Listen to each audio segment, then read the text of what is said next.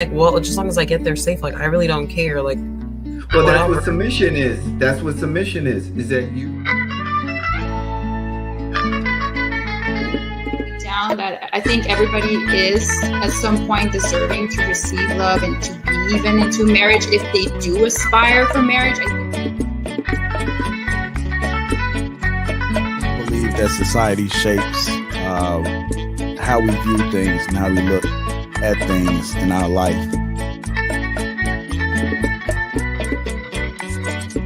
Make your own bed. And that's basically what Kevin Samuels is saying. His delivery is what people kind of throws people off. But basically,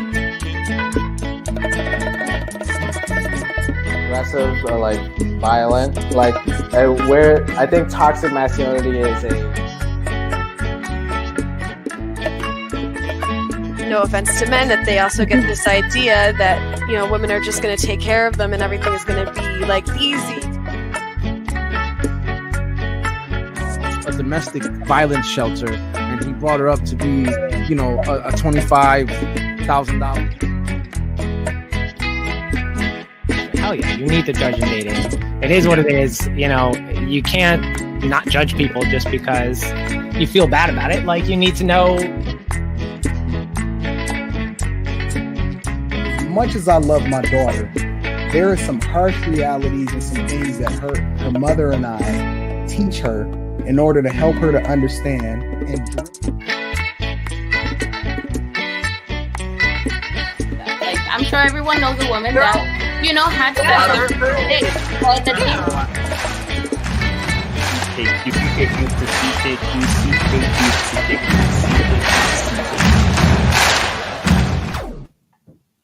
What's going on? Welcome back to CKQ Podcast. I'm your host, Clement. And before I introduce the single panelist, the one and only on-time person, do me a favor, hit that like button and subscribe to the channel for more content like this. We go live every Tuesday at 8:30 p.m. Eastern, once a week. At some point, we're going to pick it up to do more. But as for right now, we're doing once a week on Tuesdays. But introducing Chris. hi everyone, I hope you're doing well. My name is Chris. I have a channel called The Blooming Ebony, which I'll be back on very, very soon. I'm taking a little bit of a break, but I'll be back very, very soon, so please stay tuned for that. But in the meantime, you can find me here on CKQ Podcast. Don't forget to like, comment, and subscribe. Awesome. Shout out to you, M3 from Knowledge and Relationships. Thanks for stopping by, my man. Also, the link to the chat is in the top, so click and join if you have some time. I know you guys are busy over there, but you know, come help us small people out. Grace us with your combo. So before we go on and get into the chat, Chris, how's YouTube like treating you? I guess okay. I haven't really been on it too much. Just on your panel. But I've been doing a lot of planning, so I have some series coming up that I think people are really gonna like.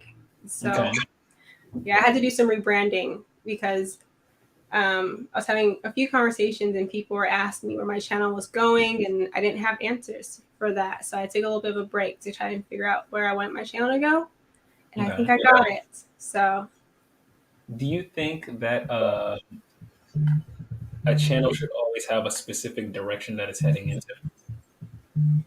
Yeah, so I'm actually in TLA, the lead attorney's Patreon, and we had a Q&A today. And he said that. He said, once you find your area, you stick to it and you move in that direction. And if you want to branch out of that, you kind of have to start a new channel. So I think you have to kind of keep moving in that direction. So that's why I'm glad that I caught it sooner than later, because I don't think I'd be able to switch it, you know, later down the road if I got more successful. Interesting. Okay, well, that's definitely good to know, because I never really thought of, especially for this channel, I always kind of have general conversations about life. Whoever is going to hop on and whoever is going to help, I think it's always good. But I never really thought of gearing it in one specific direction. But I guess if you're trying to grow your channel as a business, then it probably would be good to have something like that, right? Or a thought process like that. I think you're moving in a good direction, because even though you more so have general conversations, you're still fairly focused on relationships, gender dynamics. So I think that your videos are still, they kind of have a theme. People know what to expect. If you were to like switch up your panel, that may throw off people, right? Mm-hmm. But I think you still kind of have a way that you run it that's unique to your channel, unique to you, that people come to your channel for specifically. Okay, so give people a sneak preview. What should they be expecting from the Blooming Ebony, the revamp? If you want to hear about my pick-me journeys, Oh, stay tuned. okay. And if you want to bloom in elegance, also stay tuned. Okay, I'm gonna put you on the spot here. Okay, since you're the Yes. only panelist. Okay. Yeah, I can feel the pressure. I'm sweating.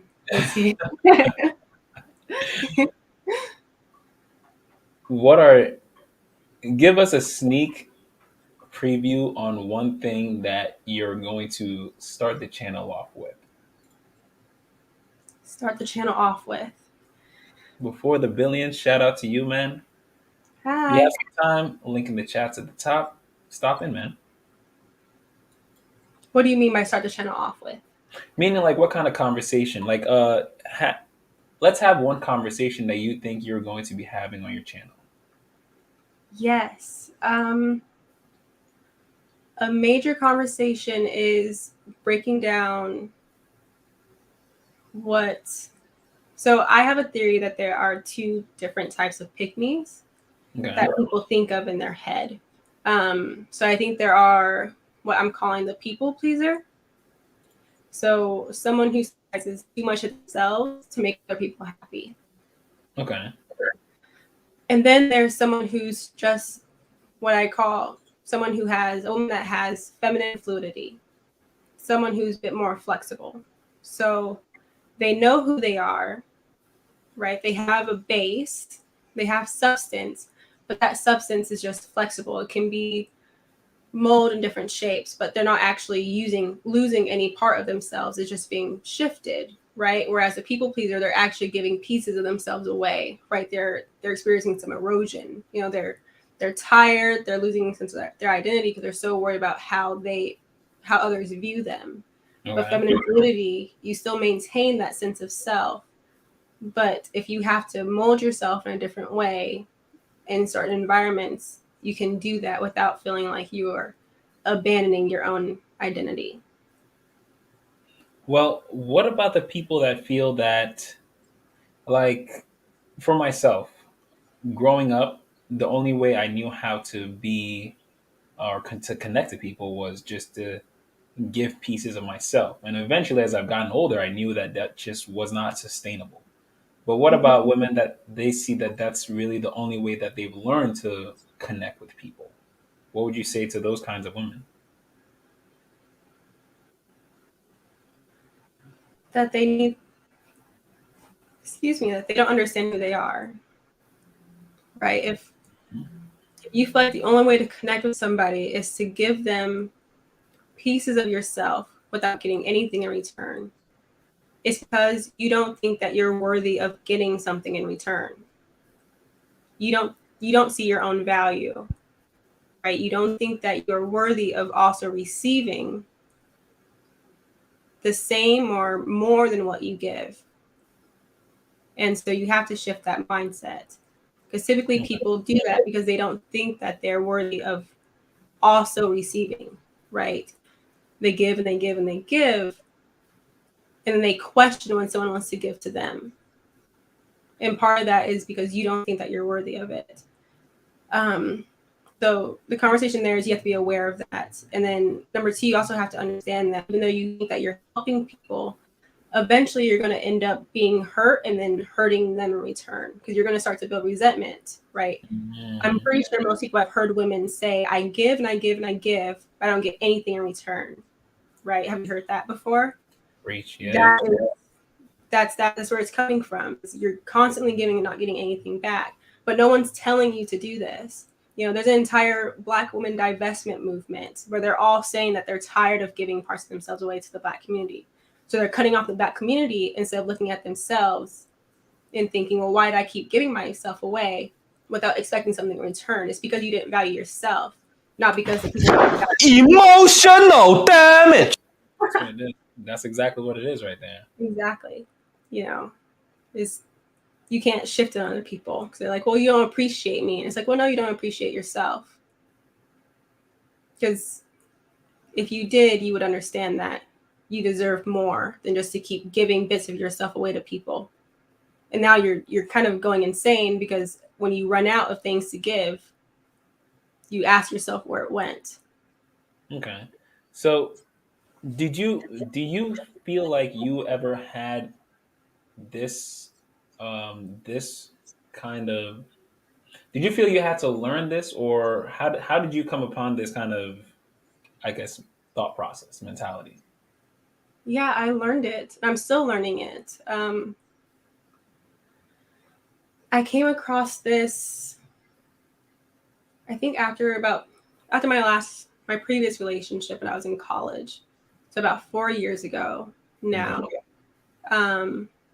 I realized that I was too agreeable to the point where it wasn't me being agreeable on things that had no effect on me, where I was in a mindset where I was thinking there was no reason for me to disagree because what they think has no effect on me, right? What they want has no effect on me, but to the point where I was sacrificing the things that I wanted to do things that the other person wanted to do all the time. And then I was frustrated that they never want to do what I want to do. But if you train somebody that you're always available for them, they're not going to really reach out and think that they're not available for you as well, because you never made that, you never demanded that, right? So I learned that then, and then that process was just a lot of inner work, trying to understand, okay, who am I? What should I be prioritizing? And then if the things that person wants to do doesn't help me get closer to my goal, then I'm not going to do it, right? And I think that's kind of what shifted. It's kind of hard to go into because that type of inner work is something that I've done over the last 4 years or so. So there's a bunch of different things, but it's truly knowing who you are, and not in the sense of, this is how I wear my hair, this is how I dress. It's more so, I know I want to be a mom, I know I want to be a wife, right? So how to get close to those things? If I have to, cut my hair a little bit or change that part of my hair to get there, it's okay, because that's not my identity. If I have to change how I dress to get there, that's okay. That's not my identity, right? In the long term, what's gonna make me happy is becoming the mom that I want to be. And when I came to that conclusion of, okay, this is actually what I want in life, this is actually what I align with, it was much easier for me to build a foundation. So if someone tried to make me do something that didn't align with that thing that was solid, I didn't even consider what they were saying. Hey, Donique.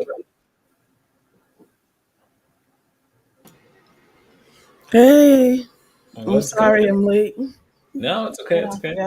You can see a lot of stuff. I seen what time I was like, oh my goodness. Yeah, but Chris and I were just having a pretty good conversation about what it is to connect with people, and sometimes it's how to learn to connect to people without giving up who it is that you are. Mm-hmm. You feel like you've ever, I guess, experienced that? I guess before we actually go into like the real crux of the panel, of the talk, while we wait for everyone to get here, this is going to be like a warm up conversation. I'm sorry, I'm trying to turn you up. I hear you some, but some of it I can't hear. I just rambled on for like an hour. I'm sorry. I did hear some of it. It was kind of like...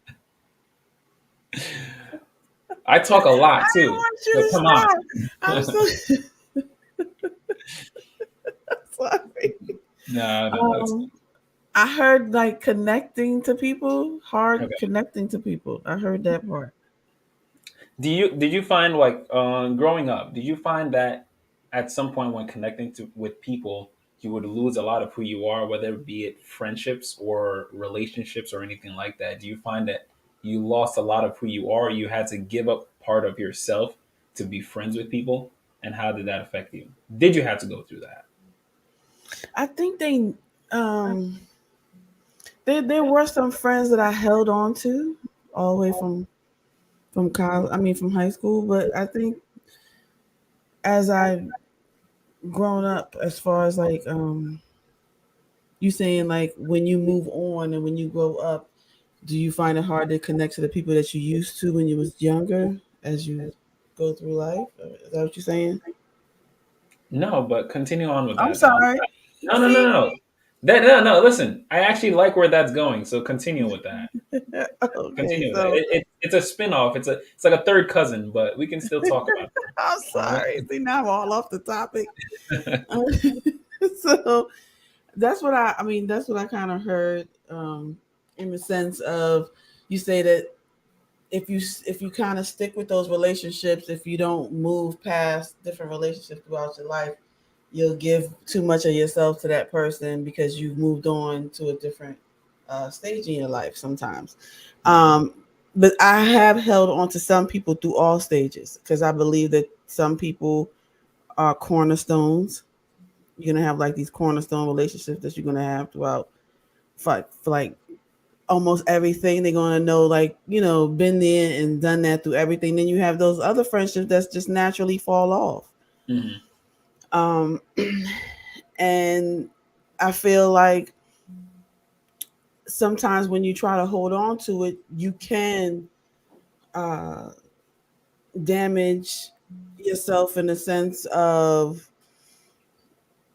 you're trying to maintain this friendship, so you have to maintain a certain way to maintain this friendship, and you know that you've moved on to something different and acting a different way.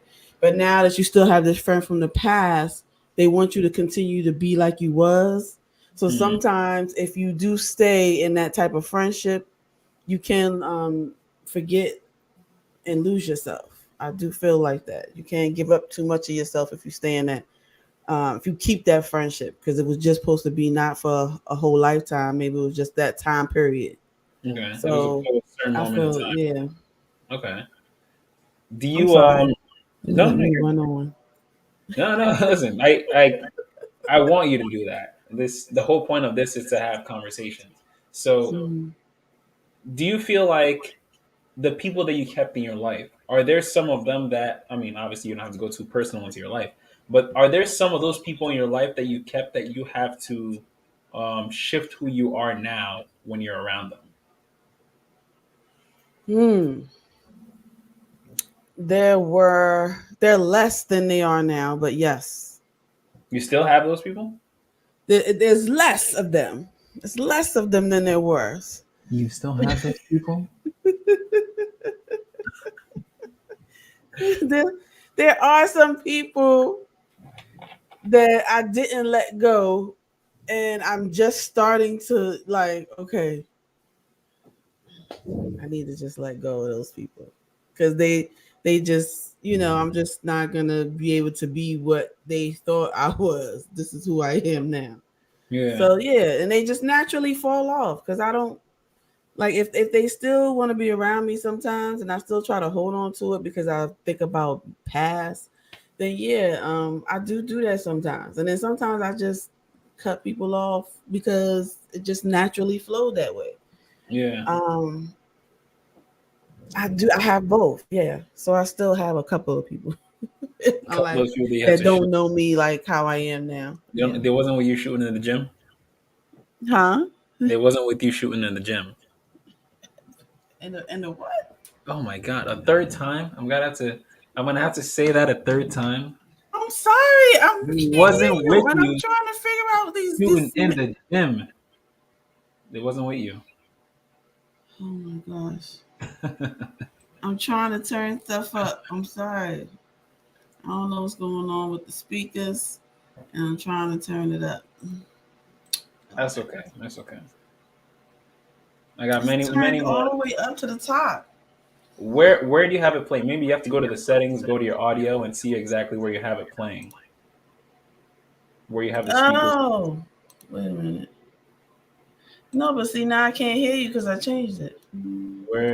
Where do you have it? Oh my gosh. Oh, look at that. Oh my goodness. I'm so sorry. I could not hear you. We got a show going now. Finally. Let's go. Let's get it. All right. Chris, do you feel okay. They wasn't with you shooting in the gym, okay? For the 8th time. They wasn't with you shooting in the gym. Chris, No. how you feel?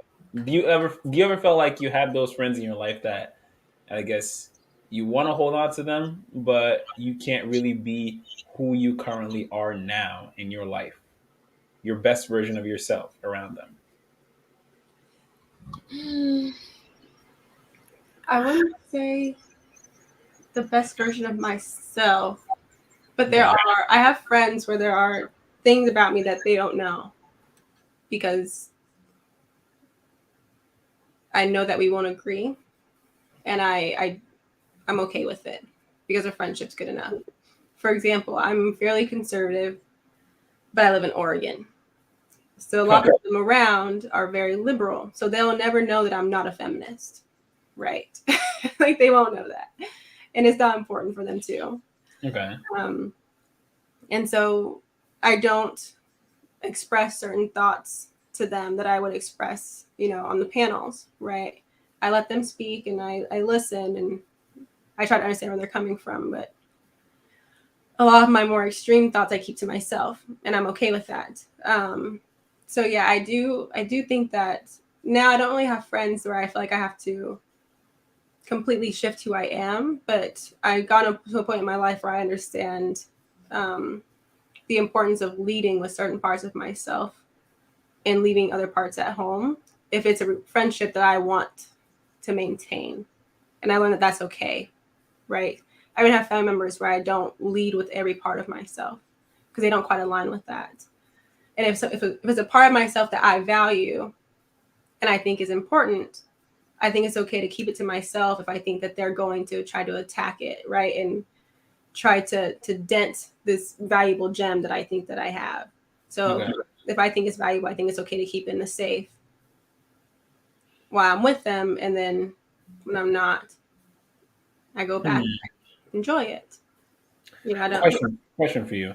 Do you think that's suppressing a piece of who you are because of no? No, because a bigger part of who I am is someone who enjoys being agreeable and enjoys being someone that goes into conversations unbiased. I really enjoy being able to have a diverse set of friends, and I enjoy that more than having friends that think like me, where we talk about the same thing all the time, right? So it's a give and take. Do I want to have friends where I can learn stuff and kind of get different perspectives? So if I'm going to have those types of friends where I get different perspectives, I also have to understand that not everyone's temperament is the same. Like I'm okay with listening to them say things that I don't agree with, but they may not be. They may be a bit more sensitive for them, right? It may hit them home, and I'm not going to expect them to be as good at handling those tough conversations like I think I am, if that makes sense. So I don't think that it's suppressing a bit of myself. I think it's making other parts of myself bigger and just making the other things smaller. It's like an equation, right? Like instead of, I kind of minimize the fact that I'm not really a feminist, but I maximize the fact that I love to listen and learn. And it's kind of like this game, like this dance where it goes back and forth. Interesting. Okay. Yeah. So I'm still gaining something. I'm not just losing. Yeah. I'm just gaining something else. Or you're not having who you are challenged at every turn. Exactly. Okay. Danielle. How you doing? I'm okay. How are you You doing? look wide awake. How you doing? I'm good. Yeah? Yeah. So, what the heck was that? Huh? What's what? Oh, okay. So, before the rest of the panel gets here, we're just having a little, I guess, warm-up conversation, and we're going into talks of losing who you are, losing a part of yourself when you are getting into relationships with people, whether it's, intimate relationships versus just friendships. Do you find growing up through your life, do you ever have to suppress a bit of who you are or give up a little piece of yourself to be friends with people? My mom is the only person that ever made an ultimatum like that on me. What do you mean? To like give up someone for her. Really? Yeah. Can I ask a little bit more about that? Probably in the back room. In the back room. We'll do that. Damn, that's so juicy. That's a juicy one. Okay, I remember that one. But so friendships, you've never really had that then. Nah, because I mean, if I like you, then I like you. Okay. And I don't expect for everybody to have everything in common with me. Okay. So in being someone's friend, I'm kind of waiting for the like if we are friends and we have something that has something in common that we're talking about that is bringing us together. I'm waiting for what don't we have in common? Because I mean, I be wanting to see like, okay, it don't be a bad thing. I be in the house all the time, so if I'm gonna be somebody's friend, I want to know everything about you. I like knowing your little quirks. Like, I don't want to know just what we have in common. So Interesting. Okay, so you're okay with opening up all of who you are to that person, or do you still suppress some of that? I mean, every person don't get everything. Like, you might have some friends that you go to the club with. You have other friends that you might call and study with. Every friend isn't for everything. So it's not even that I'm suppressing. It's just that when I'm hanging out at the club, ain't nobody talking about no homework. Ain't nobody got time for that. When it's time to study, we about to take a test. Ain't nobody studying with me thinking about hanging out. Bless you. So, Okay. Doctor. What's happening? Doctor, what's poppin', man? How you doing? Man, I got stuck on a call. Man, it's okay. He got stuck making money. I should have just stayed off. That's what I should have did. I should have just stayed off. Come on, man. We were on the phone having a good conversation, and you're like, you know what? I want to go make some money. Fuck, man. Fuck. And then Clint throw the guilt trip on me. Oh, so you just gonna be hanging like that? I'm like, that's fucked up. I shouldn't do that. Listen, man. I've been learning a little psychology from you, so every now and then I gotta test you with it. You know what I mean? Keep you on your toes. It worked. All right. So now that we got the full panel, people, let's get the questions started. Okay. So, first question: save the wife or the child? Save the wife or the child during childbirth.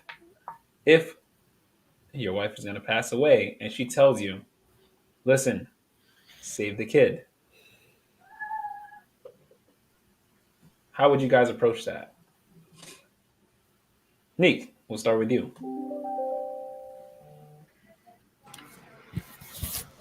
Save the child. Save the child? Mm-hmm. I'm sorry. Save the child. Yes, because other person done live their life. Let the child live. He ain't live long. Let the child go. Grow up and become something in this world. Somebody, if it's between me and my child, let my child live. Save the wife or save the child? You choose to save the child. Yeah. Danielle, do you share the same sentiment, Danielle? Personally, I would probably say save the child, but I don't even have to be hypothetical because since I was pregnant, this is actually a conversation we had.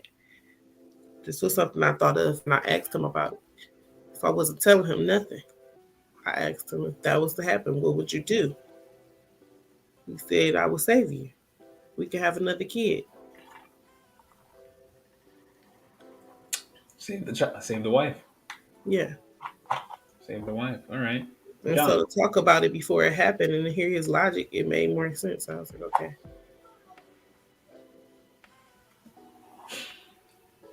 Huh? Doctor, what we talking? Wife or child?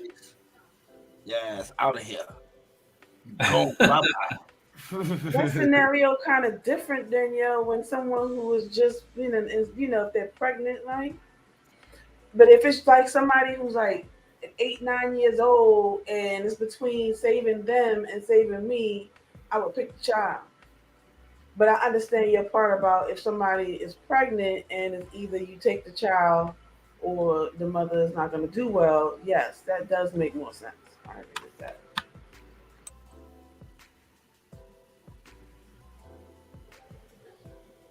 I'm gonna say the wife.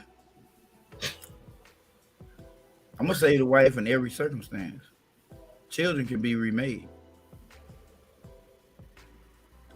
I'm saving the wife. Because I think you mean from like at birth, right? At birth. Yeah, like she in the hospital, got to have like a major surgery or something, but the doctor's already said both of them, we can't save both. We can only save one. We can only save one. In that case, it makes more sense to save the wife. Yeah, I'm going to say the wife. Chris? Yeah, save me. We can have another kid. Because I asked myself this question too many years ago. Because I was like, okay, like the woman in me is like, no, save the kid. But then I was like, how would my husband cope with that, And the reason why I want to get married someday is because I want to have children and raise those children in a 2-parent household. And so like me gave an example if the child's older, that's a bit more difficult. So that makes sense to save the child. But I'm thinking like, I think that situation is a bit more rare where you go to a hospital and like the wife is in critical condition and the kid is, and then they don't have enough resources to save both people. That sounds odd to me. So I'm thinking about like in labor, the doctor says, we can't save both. Who should we prioritize? I want my husband to save me. And then we can try for another baby and then go through that healing process together versus my husband losing me and then having to raise a child on his own. I want to put a twist on this. You're not married.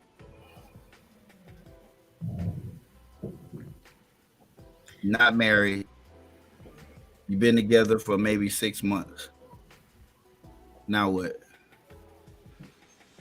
Because they're going to ask the father of the child. They ain't going to leave it solely up to the family, even though y'all not married, because he's half responsible for that body, that life that's in there. So they want to exclude him at all. But I don't think he can make a decision on my life, though. He can't. But he can make a decision on that baby.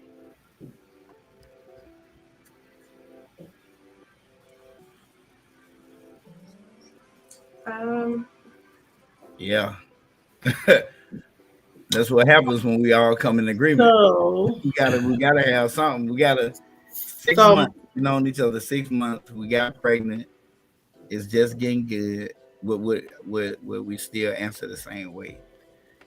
So he did answer this in a circumstance like that, the same way. we met in September. I got pregnant about December. It was like 3 months. It was very, very quick. So, yeah. And we had this conversation with our first kid. So, we were not married. Brand new. And I wanted to know what he thought. What I look like telling him what to do.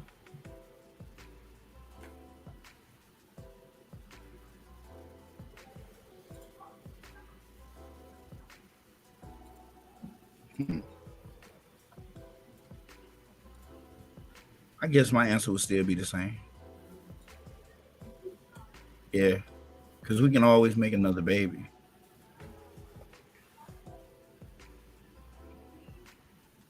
Yeah, I'm definitely gonna always go with saving the wife, no matter what. Yeah. Could be a grown ass 25-year-old. They're both in there somehow at the same time. I don't know what happened. He's 25 miles away this way. She's 25 miles away that way. We all know how the math works. He's dying by himself. I'm sorry. That's it. That's just sorry.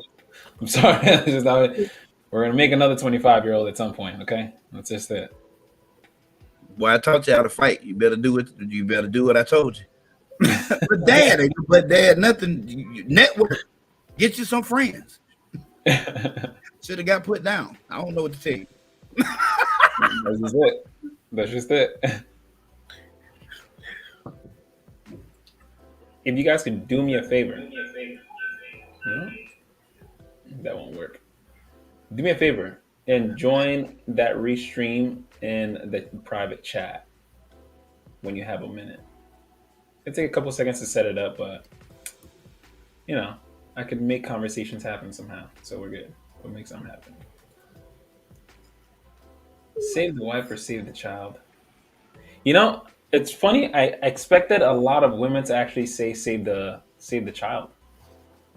I had this conversation with a waitress, and she was hella bent on saving the child. She couldn't even fathom the idea that it's kind of like we can make another one. She instantly thought save the child right away. So it's just, especially for you, Danielle, I was surprised where you said save me right away. Well, you as well, Chris. Well, like I said, if it was up to me, I would think save the child, but I didn't tell him what to do. I asked him what he would do. Like, I'm pregnant. Right? This could happen.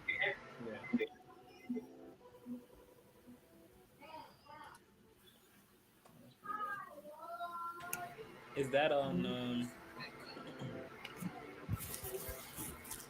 Hard to do. I'm trying to see if there's an echo. Well, do you hear an echo? I don't hear an echo. Right? You got quiet. You'll get some reverb if you got a mute on one side.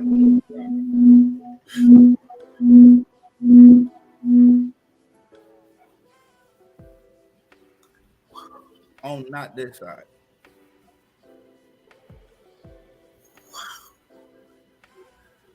There we go. I see John over there. Well, I don't know how this will work.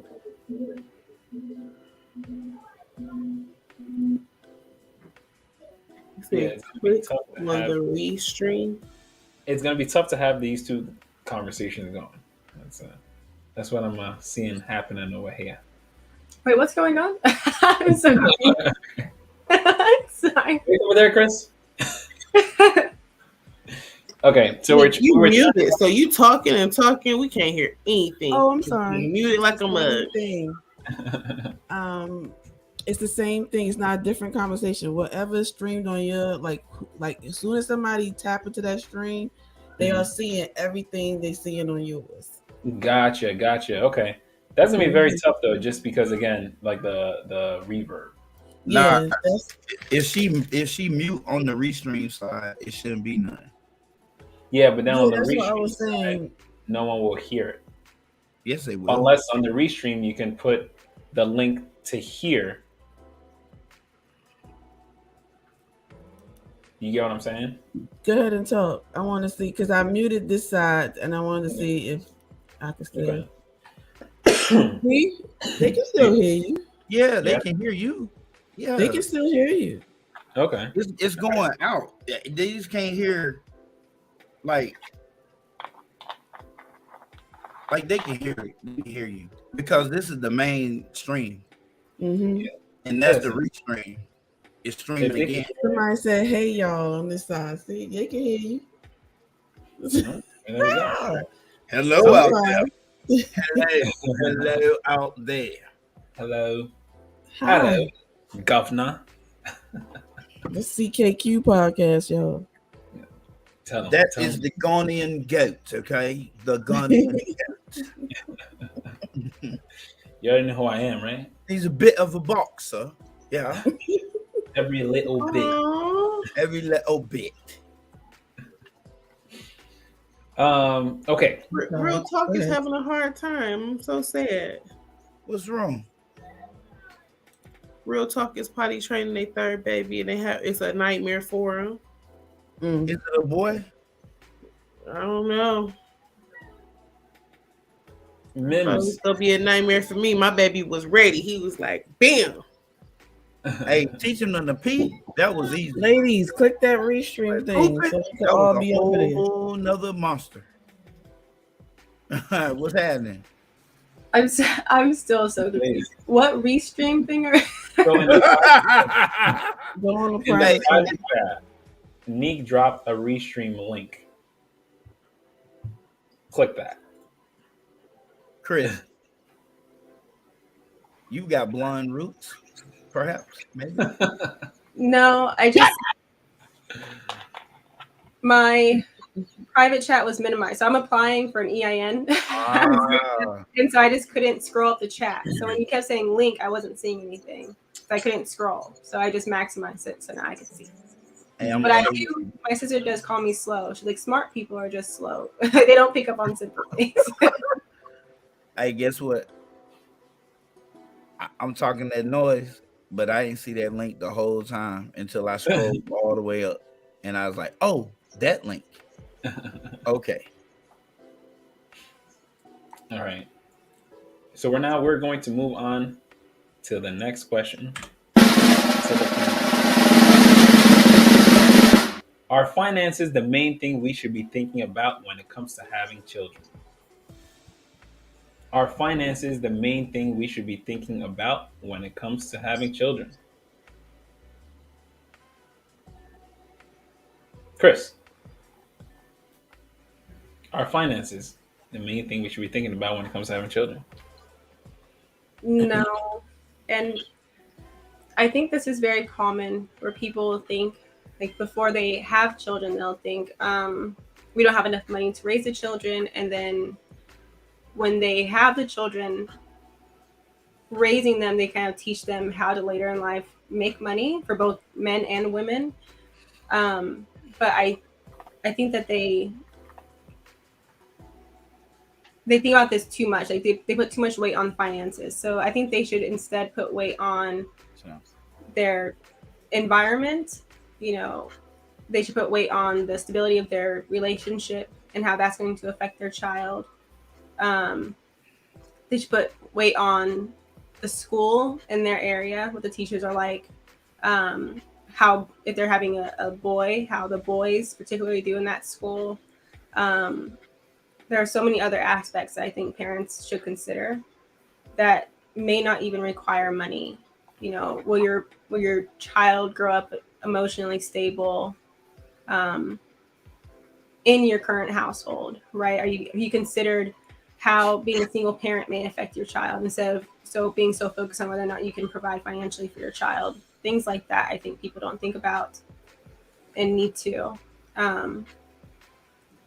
So yeah, no, finances aren't the main thing. Okay.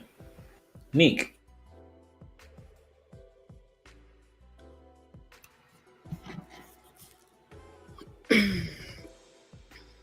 Finances. I think it's I would say 80-20. I would say finances is about 80% to me, because if you don't have your finances correct, you're gonna be living in a shelter with your child. Or your child might be taken away from you. So, so to me, that's the most important thing. I think like that's the foundational thing. Like if you don't have that, at least, then that there's no, you shouldn't have it. But we still do. People still do. Kids, everybody still have children, even though they don't have that money, because the taxes end up paying for them. But anyway, I think money is a real big thing. And then the other part is you want somebody who's loving and willing to take care of a child, because you have to sometimes sacrifice your sleep and all types of things for children sometimes. It's not something that you want to normally do, but it's something like sometimes a child may be going into the hospital. Sometimes a child may have some type of disease. So now you're going to be stressed out going to the hospital and all that other stuff like that. So sometimes in children's lives, you're going to have to put them first, even though a lot of people think you shouldn't put them first. But when it comes to certain things, like with teaching them and everything, you should put them first. And those are the other 20%. Like you should already know how you want to teach. You should have some type of structure. But I already know that people are just doing the best that they can. People are just doing what they was already taught. But I feel like if people were more prepared, that we would have better children out here. But money is it's like a really, really big piece. Because if you don't even have no place to live, you can't even think about the other 20%. You can't even think about how I'm going to teach this person or where they're going to go. You got to think about how I'm going to feed this person, how I'm going to make a roof over their head. That's why, to me, money is really big. I'm sorry, I'm rambling. Go ahead. No, listen. Talk your shit. All right. John, what are we talking about? I mean, Unique made some very good points, but I just don't see money being the main focus. And it don't have to be the main focus. Because when you considering in certain circumstances, money is like, if you talk about a person who already homeless and messed around, 2 homeless people and already got pregnant, then of course, then money is going to be like on your main forefront. But that's like an odd case. If we look at the average person who makes average money, even if it's just one income, you're gonna have to learn how to make some adjustments. But let's really figure it out. So let's really, all of us are fairly decent at math. So let's really figure it out. If you're living within your means and you're not bad with money, you don't necessarily have to get more money because she got pregnant. You just have to make some certain sacrifices and understand that there's some things you're just not going to be able to do anymore, but you're going to be just fine. For instance, there's a lot of frivolous money that gets spent on children the minute they're born. I mean, just dumb ass money. And it happens from between the ages of 0 and 4, which is those are the infancy amnesia stages, meaning this child won't remember a fucking thing you did. They're not going to remember this extravagant ass birthday party. They're not going to remember the fact that you took them to fucking Walt Disney when you should have waited till they were like 8 or 9, 10, when they could really appreciate the trip. They're not going to remember none of those things. You're going to have to sit down and show them, hey, that was you. And then when they be like, oh, okay, they don't even care. But yet you spent $1,500, $2,000 or more on that trip. When a baby is born, they need diapers, they need onesies. Mainly, they need swaddlers to swaddle them for like the first 3 or 4 weeks, and some onesies. But for the main part, they're getting swaddled up in a blanket, because you're not supposed to take them outside. Their immune system is still, but they're not supposed to be around strangers that don't have the same germ matrix as them, like mom and dad. They really shouldn't be around strangers. They should just be around you guys, right? Okay. So, and then diapers. The hospital gives you a bunch of diapers. How much are diapers? Diapers ain't $100 a bundle. No, there's something like fucking 12, 15, 20, 35 for 108. They're probably 35 for 108 right now. Yeah. It's like okay, so by $30. spend $100 and some dollars on and 35 times 3. You will be good for a little while. For a long while. You know what I mean? I mean, it's just don't go out and if you stick to that type of living and not try to just go out and buy a whole bunch of things for the baby, all this just unnecessary overboard stuff, you'll be okay. Well, see now, okay, let me throw this in there. Let me throw this caveat. Now, if you're talking to someone who's already, people that are already living like paycheck to paycheck, all right? People that live paycheck to paycheck generally don't even have money set aside for when emergencies happen. Flat tire, engine blows out, you know, you accidentally knock your AC out the 3rd floor window. You know what I'm saying? People won't plan for that. Right. But now you throw a kid in there, like how are you supposed to be able to, you know, pull all of that together? Is this a couple living paycheck to paycheck or one person? One person. One person. I guess, and we're going to talk the basic general world that we live in, right? Chances are it's going to be a one person. I mean, that's the average people. 85%, 90% of American households live check to check. So even then, they're going to fall into that category anyway. So one of the reasons that you live check to check is because there's something that you're spending your money on that you're going to have to let the baby take place of. You're not spending your money because you're not living check to check because you're doing the best you can. You're living check to check because you're living financially irresponsible in some way. And that's just that's a fact. You're living financially irresponsible in some manner. And there's no way around that. You want to live here, but you need to live here. You want to buy this, but you need to buy that. You want to drive this, but you need to drive that. When that baby come along, you're gonna have to make those decisions. Those are the type of decisions you're gonna have to make. Because a person that lives check to check, even if they made more money, they're still gonna live check to check, with a baby or without a baby. If you live check to check, if you live in check to check at 50,000, you'll live check to check at 100,000. Because you'll be spending your money on the next level of those things that you're spending your money on now. When you should have been buying a used car, now you'll buy a brand new one. When you should have been driving a used car and you're driving a brand new one, you make 100,000, now you're driving a foreign. And you living over here with other houses that are 700, 800,000, and your house should be about 200. Okay. You're gonna spend that money. You're gonna spend the excess because you're financially irresponsible. I want to make a quick comment. Can I chime in? Go ahead. Yeah, go ahead. Yeah, go ahead. So, money is important, but what I think of, what I think of with this question is, I was on a panel, and this woman on there was talking about how she is getting older and she was considering IVF or IVF. Is it IVF or IVF? IVF. Yeah. In vitro. Yeah, I know it was in vitro. Sorry with the acronym. And so she's single, so she was willing to have a child by herself,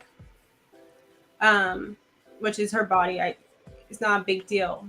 But what was fascinating was I wasn't quite on board with it, because I was thinking to myself, you know, the statistics of a child that's raised in a single mother household, you know that it's not ideal, right? It's risky. Your child may not be successful in that environment. But one of the arguments was whether or not this woman had the money to be able to raise a child on her own. And that was seen as being enough. And I think at that point where you have people sitting down and thinking, well, I can afford it, so let me do it. I don't think that just because you have money automatically means that your child is going to be successful. It doesn't mean that you're going to be a successful parent. And I think that's what's missed in this conversation is just because you don't end up homeless, which I think that's very extreme. It's a good point to make, of course, but just because you're not living paycheck to paycheck does not mean that you're a good parent and that your child has everything that they're ever going to need. This idea of finances, I do think, has been blown a bit out of proportion. I think it's important, but I don't think it's the most important. Danielle, we haven't gotten you in here yet. What do you think? Chime in. You're on mute. I don't even know what everybody was answering to because my baby was over here having a freaking tantrum. Damn. Living it. We're talking about it. You're living it. His face was all tore up too, boy. I'm talking about he was stone cold mad. Yes, it's like, come on, man. This happens every day. Like, it's bedtime. It's bedtime. Yes, he is fully melting down. I'm like, yo, chill. You gotta be stronger than that. Doing the most. He's still crying. Listen, that's what happens when I have a boy. I just do what you got to do to boys. Just quick jab to the throat. Tell him shut the hell up. Send him to the room. Hey, boy. Bow! Can't cry now, can you? Right? Can you cry now? Go to sleep and think about what just happened and see if you want to do it tomorrow night. I can hear yes. He'll shut the hell up after that, right? Yep. Oh my goodness. I can hear CPS. Where's that? Look, I'm like, where's that emotional damage button? Emotional damage. Nah, but for real. you don't hit them that hard. I mean, you don't crack the trachea. You just kind of you just bruise it a little bit. Yeah, you bruise it a little bit. A little bit, you know. Yeah, I'm in my throat. Prove it. There's no bruises around your throat, son. You're making things up again.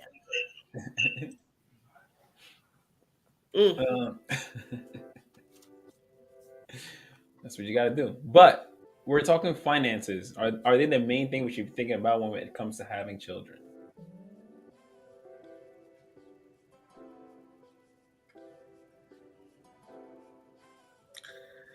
How you doing, Dawn? Showing some support and love. Really appreciate it. If you have some time, you want to throw some comments in, the link to the panel is at the top of the chat. So hop on if you have some time. Because go ahead. Okay, so I'm happy for that time because I had to sit here and think about that. Like, yeah, money is the main thing. Because like, you can meet nice guys, but if you broke, I don't care how nice you are. I don't want to care about you. So it's all about the money. Yeah, to even get me in a position to be even thinking of possibly wanting to have a baby or could be having a baby by you, you gotta be able to afford to have a baby. Okay, that's interesting. Different from what everyone else was saying. Cause I was old, man. What do you mean? When I met him, I was let me see.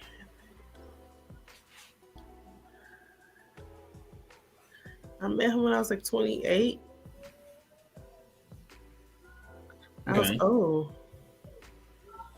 I got pregnant like 29. It's like right at the end at 28.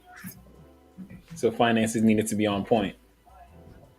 I mean, it wasn't something I was going to overlook. I was too old to do that.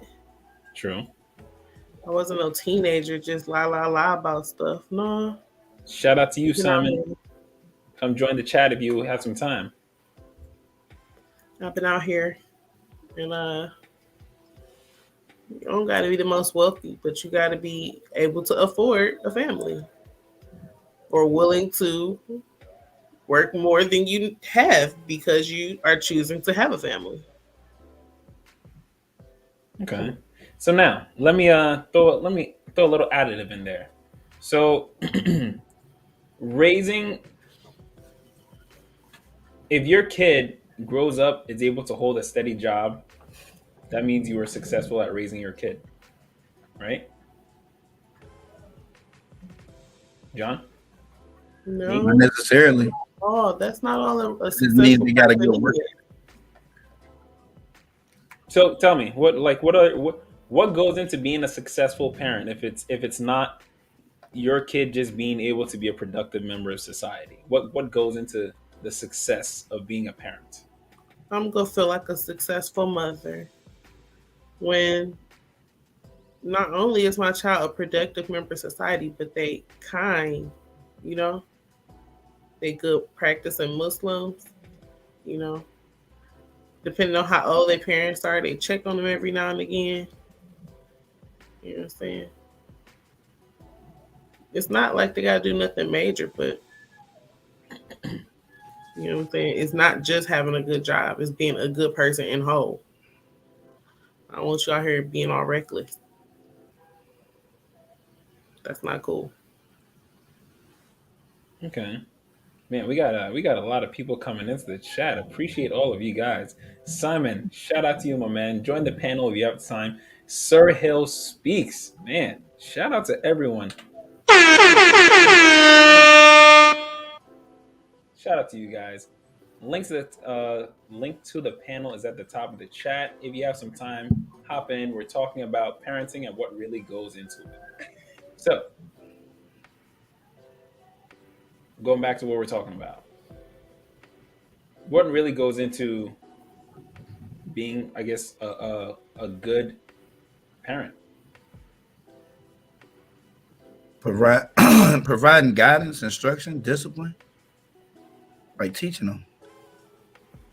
That's the main part to parenting. Setting a good example and controlling certain environmental factors that can lead to some really bad behaviors, i.e., monitoring what they watch.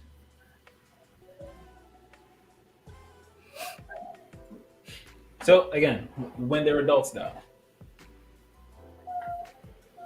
like if they're holding a job. See, for myself, I'm holding a job. I got, I'm doing what I can to help other people out.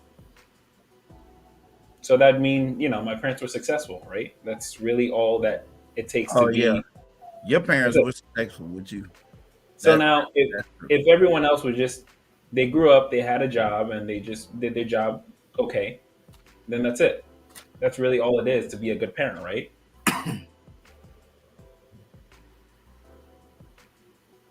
Say that one more time.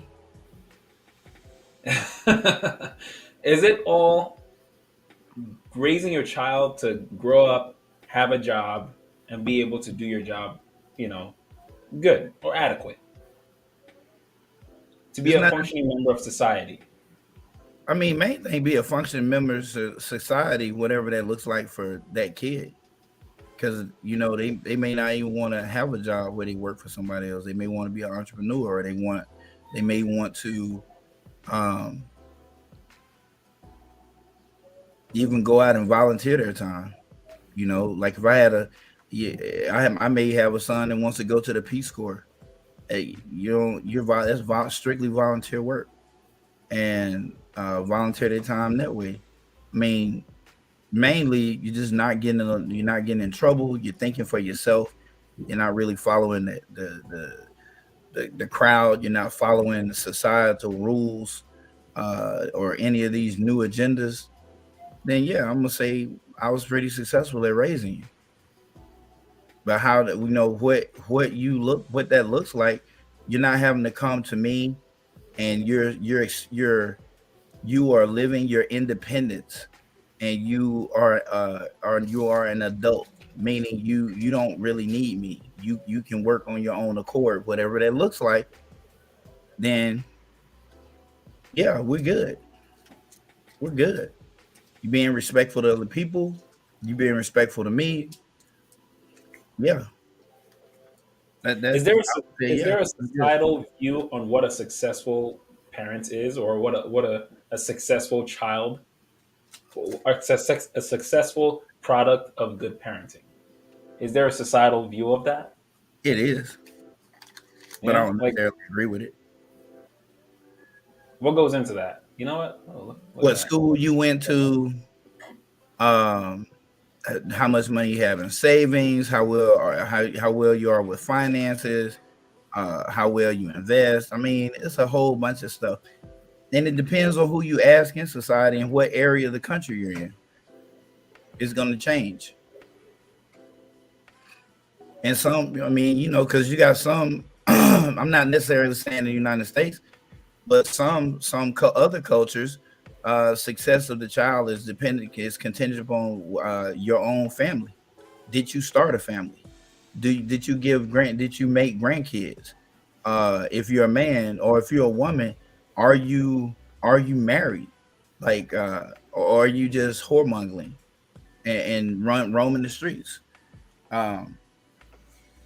So it's gonna look different, but at the end of the day, if you parenting by society, for society, you fucking up as a parent because you're losing your own culture. You're losing that microculture within your own family. And that has happened. That has happened. It's going down as we speak. There are certain things that have been lost between grandmother, big mama, and mama and daughter. There's things that are lost between big daddy, granddaddy, and dad. There's traditions that have been ostracized based on these new agendas. You can't allow that to happen. You don't parent your child for society. I teach my boys specifically against all that inclusive nonsense that's being pushed across the internet. I strongly teach against it, and I use science to teach it. I'm not making any bigoted remarks. I just teach them the facts. This is what this is. This needs to be looked at as a mental disruption. You don't have to call it a mental illness. We can just call it a mental disruption or a psychological inflex, but it's just not a good way of thinking. And I don't allow them to buy into that because that's going to influence my grandkids. If I let them buy into it, and they buy into it, their kids are going to buy into it, and then their kids are going to buy into it. So no. Do you think it's bad parenting advice to tell your kids not to go along with the flow? You know, don't rustle any feathers. You know, try not to rock the boat. Do you think that's bad parenting advice? Yeah, it's bad parenting advice. Rock that damn boat. Rustle them damn feathers. Yes, that's bad parenting advice because you're raising a potential victim. Victimization looks different for a lot of different things. You can literally become a victim of societal pressures to where you can't make a damn decision unless everybody in the group agrees on it. That's the group think, where the main person of the group, you take on their beliefs, then you get lost. Who are you now? Your identity was set by the time you were 18, and now you don't know who the hell you are. You're somebody else. Your whole core values are being threatened. And because of the exposure, the level of dissonance you should be feeling is actually lowered because you're exposed to it so much. Then you fall into a depressed state because deep down inside you're feeling that negative effect. Your whole being has been challenged, and you will look up one day and like, you know, where did I go wrong? Like, I never would believe in this. I can't tell you how many people in person they talk one way, but if they know you're on this side, you're conservative, and you get their ass off in a private room, I applaud your bravery. I can't believe you stood up today. I just can't do it. My license, my family, it just means so much to me. Like, I get it, but if you're going to be a doormat, be a doormat. But if you give me an option to, you know, voice my opinion, I know when my opinion would not be wanted, or because it's not going to be favored at all, right? But if you mess around and ask for my opinion, I'm not gonna hold back. I'm gonna tell you the truth. I'm gonna tell you exactly what I'm thinking. Let them know. You'll know. But if you don't ask me, then I won't tell. But if you ask me, I'm gonna let it fly. I'm gonna go in on it. Chris, what are your thoughts on raising a productive member of society? A productive child. I do think there is we put a lot of attention on whether or not they're financially stable, and not even in a positive way, not like financial independence, right? Which I think is very important, but just making sure that your child, graduates from college and makes money. I think being a productive member of society is bigger than that, and a lot of people hover over that. Is your child in a position where they're able to have if they want to have a successful marriage and have children? Are they able to maintain relationships? Are they able to build a network, right? Considering things like that. So it's interesting. I think John is on something when he said it depends on where you are in society, what country you're in, what part of the country you're in. Because I do think that there are societies where if a woman's not married, they don't think that they did a good job. They see that as them doing something wrong with raising their daughter. And if the son hasn't reached a certain amount of wealth, they think that they haven't been successful. So I think it does vary. But I think as far as what it would look like having a productive child as a member of society, it's definitely their ability to deal with stress, deal with negative emotion in a positive way. And I think that if they're able to do that, everything else will pretty much fall into place. If they're able to balance how they handle different situations that they encounter, I think that could lead to great success in different things that they choose to do. Because typically the most successful people are people that are able to handle conflict well, and able to find that are able to problem solve, right? So more than just if they can make money, but I think the money will come eventually. To the parents on the panel, how do you teach your kids to handle conflict? How should they be handling conflict? Danielle?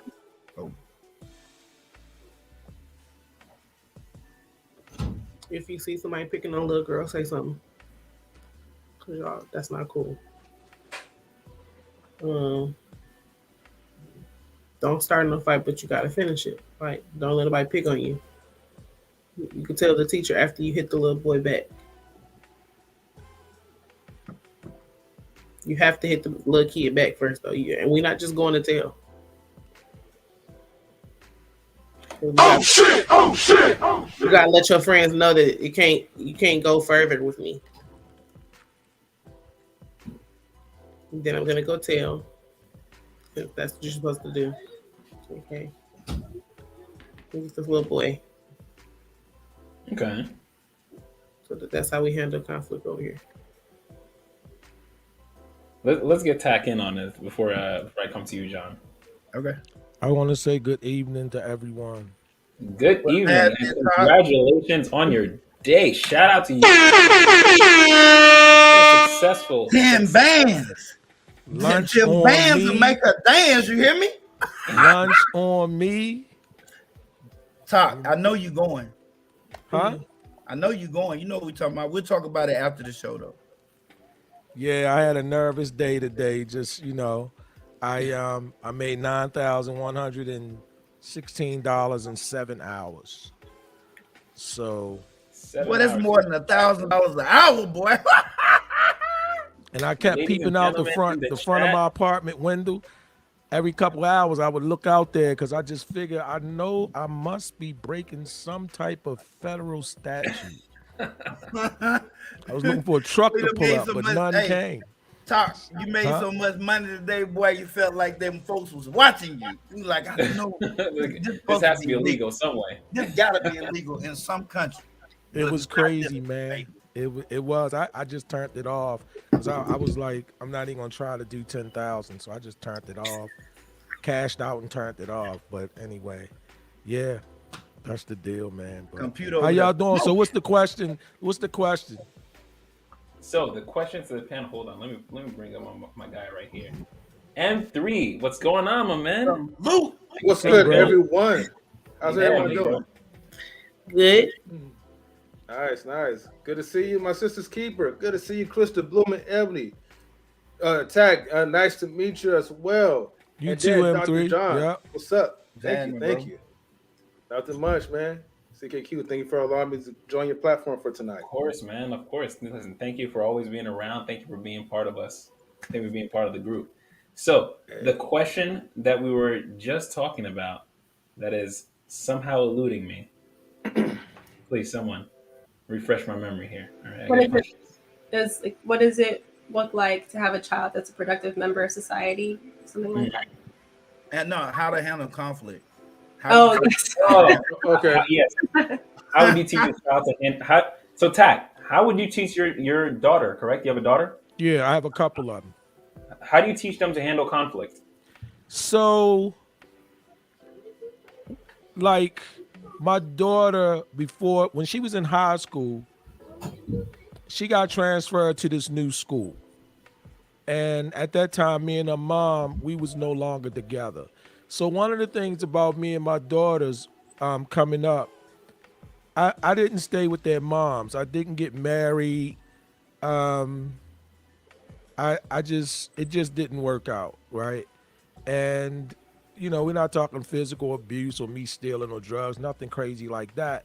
It was just that it didn't work out. It just didn't. But one of the things that I thought that I could do as a father was to give them jewels, give them gems. I wasn't going to be there when they got sick at night and all of that stuff because we weren't together anymore, but talking to them, communication, letting them know how guys might see things, how I saw things and different things like that. So just to give some context to it. So I remember when my one daughter, she got transferred to a new high school. And for a child, that peer pressure and just going through that change in the middle of the year, I think she felt some kind of way. She was thinking whatever, right? So I say, look, this is what you do. You're going to get there. Now, I can't control whether you're going to be in that high school performing sexual acts on guys or the football team, or I don't know how you work it to get in. I don't think that you would be doing that, but who am I, right? If you do that, you probably ain't going to have no worries. You're going to blend right in. You ain't going to have no issues. You're going to have a great school year. But typically what's going to happen is you cute. They going to be on you. You new. What you're going to have to do is try to focus on your work. You know you can do it. You do it already. And when them girls come up to you, because we talking in the city, we in the hood. When they come up to you and it seems like there's going to be something and they're confrontational, this, that, and that, you want to make sure it's the main girl. It's the main influence out the group. Don't fall for the pitch that somebody's sending the girl at you to pick on you or to confront you. Don't fall for that when that's normally not how it's going to work. Take that, deal with that. And once you figure out who it is, then you're probably in a good position to take one beat down or to give one. And then that's the person you want to get into it with. Because what happens is you have one fight, they're going to let you go, they're going to suspend you, and then we're going to come up here and talk about we're not going to do that no more, and there'll be nobody else really coming at you. But if you fall for the bait the weaker minded, the pressured girls to pick with you or come at you differently about whatever, then you're going to wind up, right or wrong, fighting 2 or 3 girls within a few months, and you're going to be the troublemaker. They're going to put you out, and you won't be able to focus on what you're doing. Now you say, well, what that got to do with production? That's got a lot to do with production. I'm letting you know how you can just get suspended once and not be removed from the school. I'm letting you know how you could potentially have nobody else coming at you with the foolishness. And within 30 days of her being there, it played out like kind of textbook like that way, you know. So in terms of kids or my kids being productive in society, I always give them both sides. Always give them both sides, right? My other daughter won a reading contest. She was in 3rd place. Initially, they said 1st place, 2nd place, and 3rd place would be able to read at the event. It was a statewide event. We get up there, they said, nah, it's only 1st and 2nd place, 3rd place can't read. 45 minutes later, when it's time for her to represent her region, the 2nd place person didn't make it. And then they come back there and they say, Mr. Williams, Miss Williams, would you mind your daughter reading? The 2nd place guy didn't come. I said, well, hold up. Before she do that, let's understand what's happening. And I told my daughter right in front of the principal, they wasn't going to let you read. You do understand that. Remember at first you was looking crazy? Yeah, Dad, okay. They wasn't going to let you read. They want you to read now, not because they was going to let you. They want you to fill in because the guy didn't make it. It was never in the writing that you was going to be a backup. They said you could. So I told her, if you don't want to read like me, I wouldn't do it. And her mother just stood there. I said, it's up to you though, because I had to let her see. You know, you don't genuflect and fall down and go along just to get along. So those lessons like that, you know, that I give to them, right? Now we adults.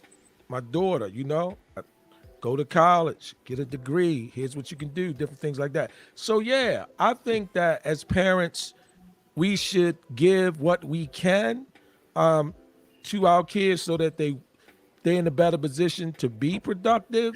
But the method and strategy is going to be different because I did not raise them there every day. That's not the role I played. So my thing was communication. That was my biggest thing.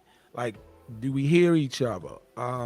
Stuff like that. So yeah. Okay. Yeah. Interesting. Definitely an interesting take. I mean, let me add one more thing, then I'm gonna shut up. When I was in my real quick, last, I want to hit John after that. Yeah. Okay, I'm gonna be quiet. My last year in school, remember I told you guys, I only went to the 7th grade, right? In my last year in school, my 2nd week in the 7th grade, I come out and my dad was there, you know, and he told my buddies, he said, let me holler at my son, and I jump in the car with him and we pull off. And I'm thinking somebody died or something, you know, because my dad coming to a school, you don't come to the school, and I was getting suspended and throwing chairs at the teacher when I was in the 5th grade. And you up here? So I'm like, damn, what happened? And he says, nah, man, you know, me and one of your uncles, I had 6 uncles at the time. Me and one of your uncles, we doing something. You know, we selling drugs. And you can't be coming down there to the neighborhood, to the block. So I'm just letting you know before your mother and your aunt and all the rest of them tell you, I'm just giving you a heads up. Don't be coming around there. If you need to see me, you just send it through somebody else and I'll come to you or whatever like that. And then he was like, where are you going? I said, just drop me off back down here. So, and I'm just throwing that at you because I get it. Some people, they don't come up that way. You know what I'm saying? I know what dead bodies smell like after they've been in the alley the 3rd day. They smell different than the 1st day when it's 80 degrees. Ain't nobody got time for that. 60 degrees. So I'm just letting you know, like, a little crazy, man. Everybody, that's why when people try to generalize and clump everything, yeah, I remember that. And it's different for certain people, man. So that's it. Damn. So the last time we were talking, you were telling us about putting a plate in the fridge to stop the smell. Now you're telling us about the smell of a dead body. Kind of crazy, kind of wild. But you got some stories, my man. Yep. Oh, it's truth. It is. Yes, let's go. All right. John, talk to me, my man. Doctor. All right, so the way I do things is very methodical.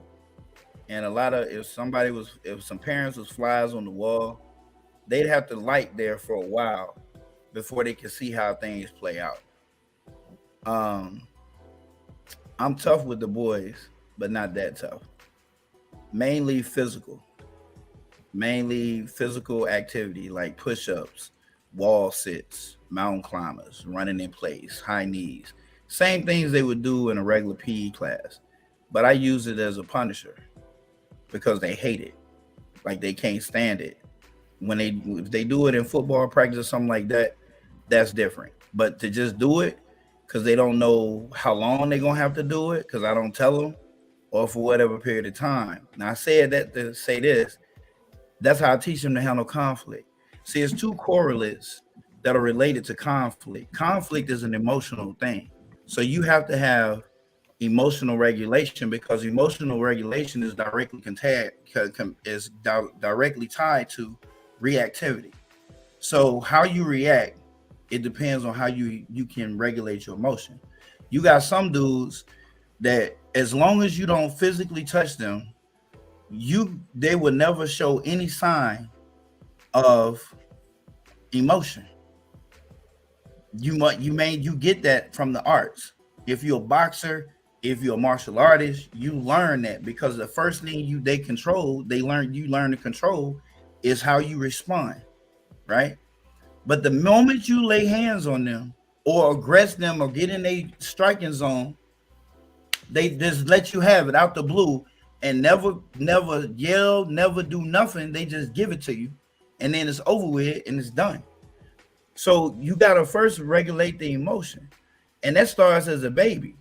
Like when me and my baby mother was together, we didn't not go get Jamarcus every time he cried. No, sometimes, son, you just got to work this out. You got to use your coping mechanisms and work this out. Especially if we knew he wasn't hungry. We knew he couldn't even walk.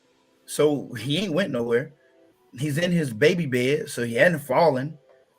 So he's just wanting some attention. But he's not going to get it every time he cries. He's going to have to self-soothe. Those are the first parts. And then when they get older and they start throwing a tantrum about something, I'll ignore it. Or I might make them start doing something they don't want to do. So I compare that. So every time you do this, then I'm going to do this. And I'm going to have you doing this for the next 30 minutes. And they'll get it. It's like every time I do this, he do this. I don't want to do this today. And they just stop. So they learn that. So what do they learn from that? They learn that it's not as bad as they thought it was in their mind. And as they get older, they will revisit this emotional thing again. And you need to stay consistent and do the same thing you did. Just like when Chase first came up here. Man, Chase was getting smoked every day. I mean, smoke. And he would cry about it. But now when I smoke him, he don't cry, he just do it. He's gotten stronger. The way he problem solve is different. He thinks more. He thinks before he does something. And that's what I'm looking for. But see, if you look at it, you're like, oh my God, that's abusive. No, it's not. You sound retarded. He should have a good build anyway. He's 12. He's about to hit puberty. He should start working on his build. Nothing wrong with it. And children are not placed here to be your best friend. They don't replace dads. Go get a relationship. Go find an adult to date. You don't date your kid. It's not your best friend. That's not what they're here for. You have to teach them. You have to teach them. And part of teaching them is teaching them how to control their emotions, how to face adversity, how to use their coping mechanism. Because when you take those coping mechanisms away from them, that's when they have out of control behavior, because they're experiencing something on the inside that they don't know how to regulate. You taking the coping mechanism away and you're the soother. You worry about pacifying too much. Oh, baby, it's okay. The teachers are just picking on you. No, you bad as fuck. You need to calm the fuck down before I do something to you. I mean, stop taking up for them damn kids. The chances of them fucking teachers picking on your child is slim and fucking none. Okay? Those days are far beyond us. Your damn child just bad. Don't want to listen. You know the tink don't want to listen. Every time you tell him something, you give him something, he giving something back to you. What the hell you think he doing with that stranger? Every time the teacher give him something, he's giving it right back to her. Nobody have time for that. But it starts with emotional regulation. That's how you have to go there. And that's how I deal with it. Once we regulate those emotions, then the reaction will be different and it'll be more conducive to a positive experience. I like that. M3, my man. Thank you for patiently waiting. What's going on, bro? Nah, nothing much, CKQ. Now, I know I don't have like any kids, but I'll try to just give like scenarios if I had children. So if I had a son, right, and he was going through, hard times, let's just say like at school, one of the things I will kind of teach him is to how to handle emotional intelligence first. Yet at the same time, I'm not going to raise him to be a punk. There's a certain type of way of how you could finish an argument without disrespect being elevated. You could also have conversations without getting into actual fights. But let's just say if these bullies want to start something, I mean, you got to be ready to defend yourself. Now, Tack, one of the things that you mentioned was going after pretty much like the head honcho, the boss or whatever. And I like that tactic because, if there's like a crowd of people, you got to find out like who the leader is. Once you're able to confront with the leader and you able to, excuse me, and if you're able to take that leader out, then all his followers will fall back as long as you're able to stand your ground. But it's a waste of time trying to, fight all like, I'll just say the goons off, without really confronting the main person. Now, in another scenario of practicing emotional intelligence, now, as an adult, let's just say like you're working with like, men and women and, a conflict arises. Now, at your job, you can't be, the young kid that will just like be quick to like throw a punch to defend yourself. So now you have to kind of put yourself in a situation. Well, now you're in a situation where you have to kind of learn how to like get off from. And so that's where it's like, okay, you make your presence be known and you make sure that you set clear and proper boundaries. Because the moment that person feels comfortable to disrespect you, that disrespect is going to keep coming. Now, I don't care if it's like, your supervisor, your co-workers, whoever. You still be respectful, but at the same time, you let them know that, look, I'm not stupid, but you're not going to also disrespect me as well, too. And I'll give you that same type of respect and energy as long as you come at me correct. Now, if I had a daughter, this might be a little bit different because I feel like between boys and girls and, men and women, they operate differently. I would just say like, make sure that you remain in a feminine, but yet don't be a type of girl or woman that will let anybody run over you. But still give that person that same respect and make sure that you're able to carry yourself throughout these conflicts. Sometimes it's not even worth like spending like, minutes or hours trying to prove yourself that you're right against this person during an argument. Sometimes it's not even worth like, giving that energy to that person. So I would just say, look, if you could just walk away from the situation, just let it be known like, look, I ain't got time for this. So I'm about to be out and do some bigger things for yourself. So I think sometimes it's hard to get to a mental state where you're able to do that. You know, especially as a kid. I mean, like if you're I don't even know how you would train that as like a parent. Like, how do you even train your kid to do that, to handle any kind of situation like that? You know what I mean? Oh yeah. But Neek, are you still there? Hopefully. Yeah. Yes. Talk to I'm me. sorry. Yes. When you just asked that question, the first thing that came to my mind was practice. That's how you teach a child that practice. So I suck at interviews when it comes to jobs, right? Okay. But my aunt decided, okay, we're gonna practice. And because we practiced, I felt way more confident when the situation came around. I knew what to say, I knew what to do. My aunt asked me a lot of the questions that lady asked me, and I breezed through it. So I think that's the way you teach children a lot of times, with observation, with them seeing you do it. Like if you get put in a scenario to where you're trying to teach them what you should do next, then they see you do it, or you make up scenarios, you talk to them about it and practice what you would say. So that's my opinion.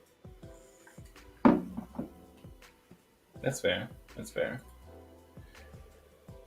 Dr. John, what's up, man? I just wanted to speak to the doctor. That's all.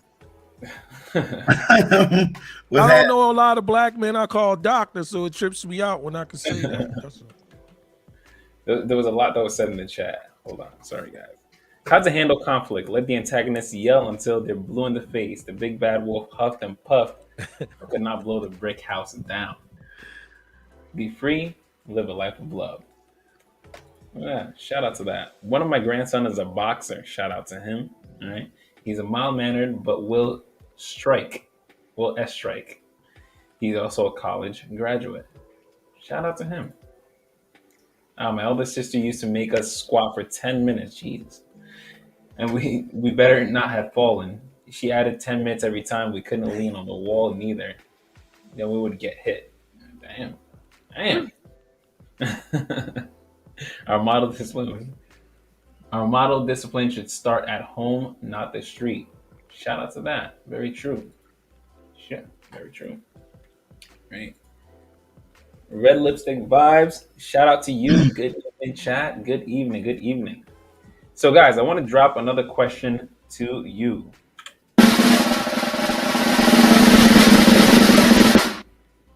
Should you aim to give your child everything you never had? if I didn't have it, you ain't getting it. Hey, M3, high five through the camera. Hey, that's right. I ain't have it. I was all right. You ain't getting it either. That's the way it go. You gonna learn from what I don't have, man. Yeah. Okay, so I'm curious it goes about back to that society raising, bro. Hold on. I'm curious about this because the whole idea that I get there is structuring your child so that your child can still be able to function and take care of themselves and appreciate things. But at what point are we going to make our kids suffer a little too much as we did? Because I think there's still ways to build barriers so that your kid still learns without having to have them go through every single crux of hardship that you went through. No? Hurry up. All right. Yeah. Well, go ahead, M3. Okay. Well, I'll say this, right, just to be clear. Now, I'm talking more as far as like, okay, spoiling the kid, because see, and like I said, I'm not a parent, but from what I hear from other parents, it's like, oh, I didn't have this this super arcade system when I was a little kid. Daddy told me no, or he couldn't afford it, so I'm going to give my kid like 2 arcade systems.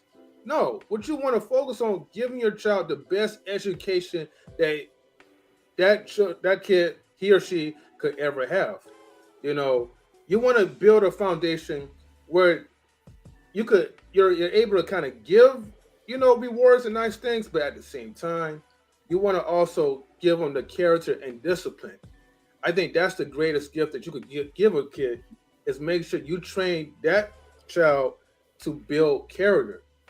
Now, I mean, look, as a parent that I've seen, doesn't matter how old a kid is, you could be, a grown man or a woman, and if you're in a rut, most parents, will take care of them just for the time being.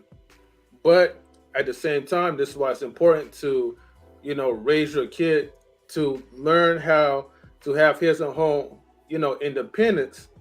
So that way, when it's time for you to really grow up and handle certain responsibilities, like, you won't be able to fold. So that's what I meant as far as like, hey, if I didn't have it, you're damn sure not getting it anyway.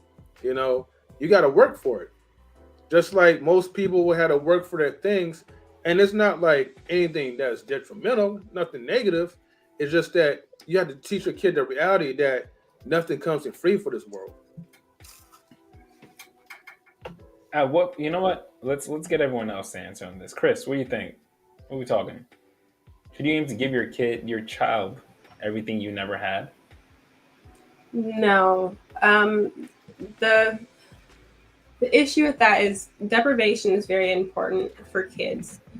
And it's not like make them starve, or you don't put them in a safe neighborhood, or make them go to a good school. Not that type of deprivation, but I think M3's example is very good.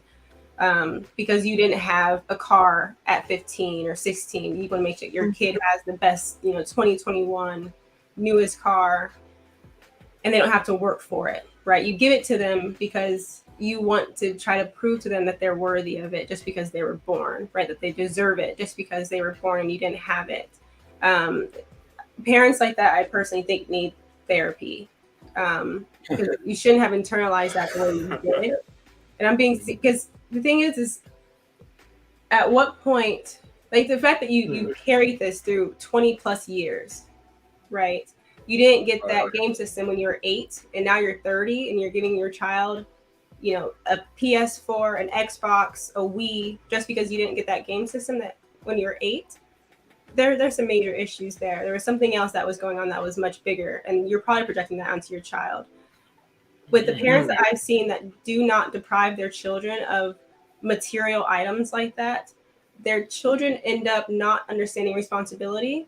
They don't understand that things won't be handed to them. They only work out of necessity, right? That's oftentimes you see those kids that they'll get a job when they need money, but then they'll quit because they want to do what they want to do. They don't understand that you have to stay consistent, right? You don't just get something when you want it without considering other factors.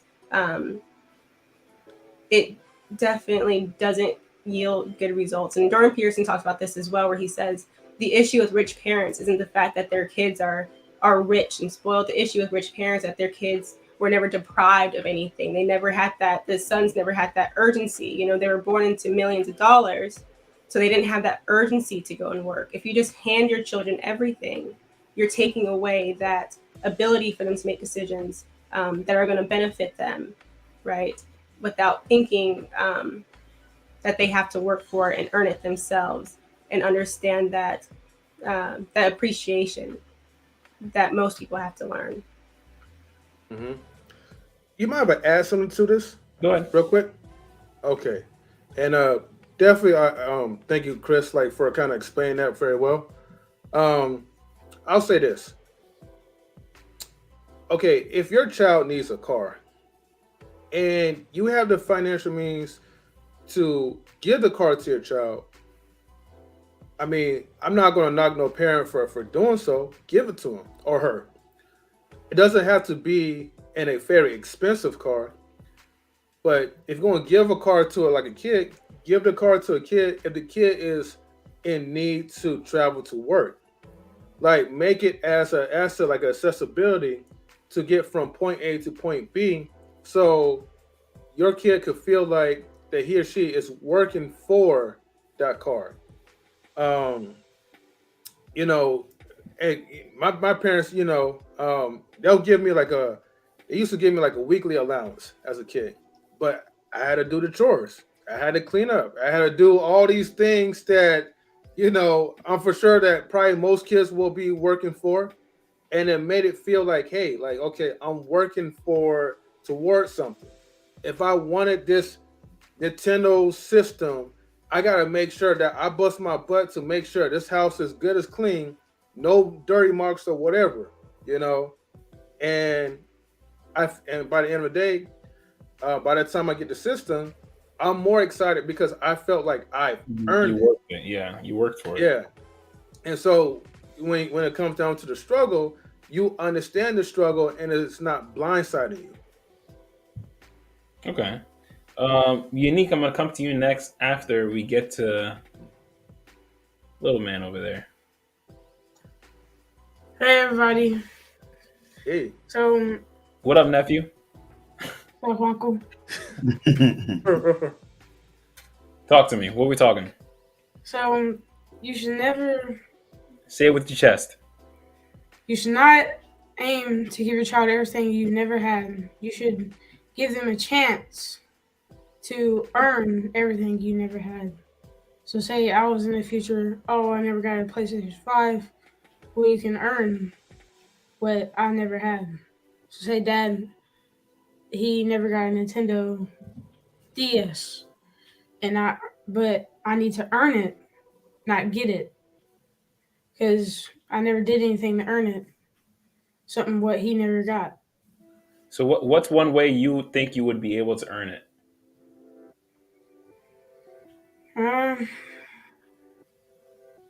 Doing what he used to do to earn stuff.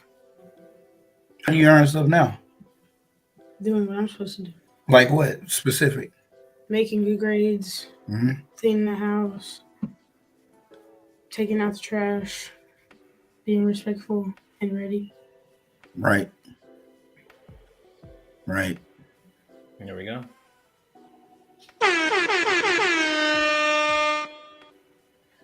Unique. Talk to me. Should you aim to give your child everything you never had? I mean, what I heard M3 said in the beginning, like, no, if I ain't have it, you can't have it. I'm like, dang. Yeah, dang, right? Yeah, it's like, ain't nobody got time for that. Man, y'all grow up. I mean, I'm not saying that children shouldn't earn things, but coming from a perspective of people who don't really have anything or never had nothing, of course they are trying to make sure they do enough so their children can have things that they did not have. To me, I don't see anything wrong with that, especially if you coming from nothing. You want your child to have a little bit more than what you had. You don't want them to be having nothing like you did. So I'm not saying the imbalance of somebody just being given things and never having to earn anything. What I'm saying is that when you bring a child into the world, yes, you want them to be a decent human being. That's mainly what, like, I don't care if he ever becomes famous or does anything that anybody even cares about. I just want him to be a good human being. And also, I don't want him to have to struggle as much as I did, but I still want to show him about it. I still want to help him earn, like you said, things that he really want. But I don't think he has to go through every. And I want better for them. And I want them to have things that I did not have. I don't think anything wrong with that.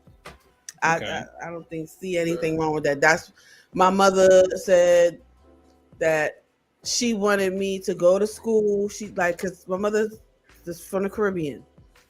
So education is like the biggest thing. Don't matter if you're sick, dead, you go into school. Doesn't matter. That's how my mother was. So like I always got those certificates at the end of school of 100% attendance. That was me. I always got them shit. If I ain't getting nothing else, I got an attendance award. You showed up. But She always said, I want you to be able to walk into a store and get whatever you like.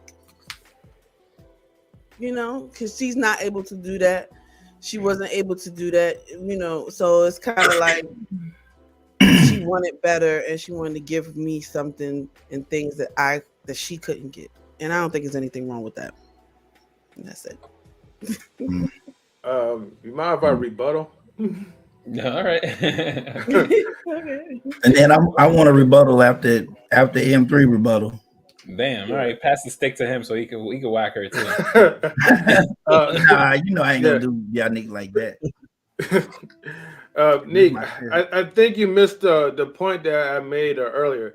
Now I know, like, I was just being kind of like jokey a little bit, but in some cases I was serious as far as like not trying to spoil your kids.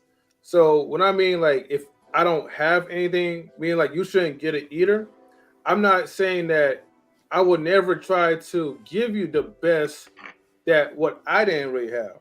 But my definition of best may be someone else's definition of what's best. And so to explain it a little bit more, people have this notion that, well, I didn't get all these material things, you know, when I was a kid. So when my kid grows up, he or she doesn't have to earn anything.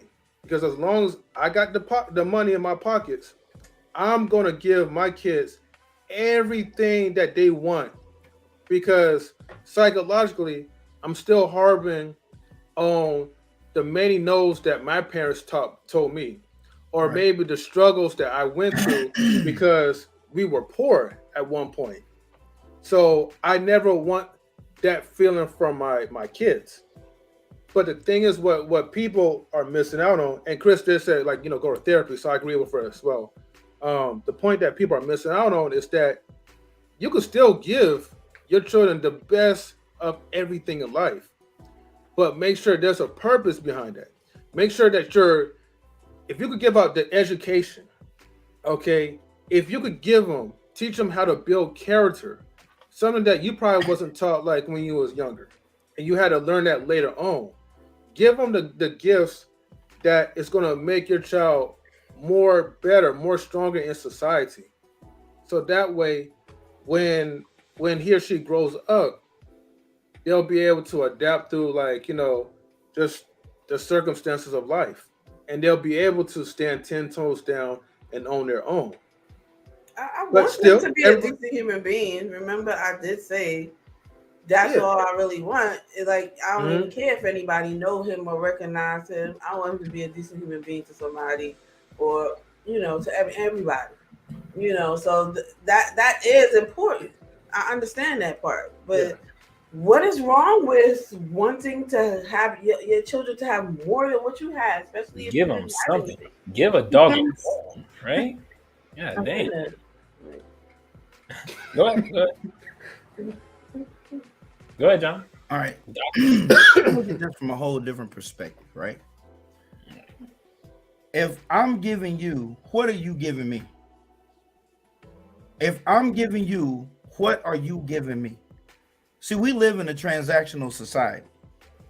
If you want the latest and greatest, and I've got the financial means to give you that, what are you giving me? Meaning, if you got C's and D's on your report card, I don't give a damn that you don't have a PlayStation. I could give a rat's ass, and until them hoes, it doesn't matter what you have a PlayStation, like ever, because you can't condition a child to try to exist in a society where this damn shit don't exist. You understand? Like, you're not getting shit for free once they out your house. Nothing. We live in a transactional society. And it seems like, well, that's small. No, it's not. No, it ain't.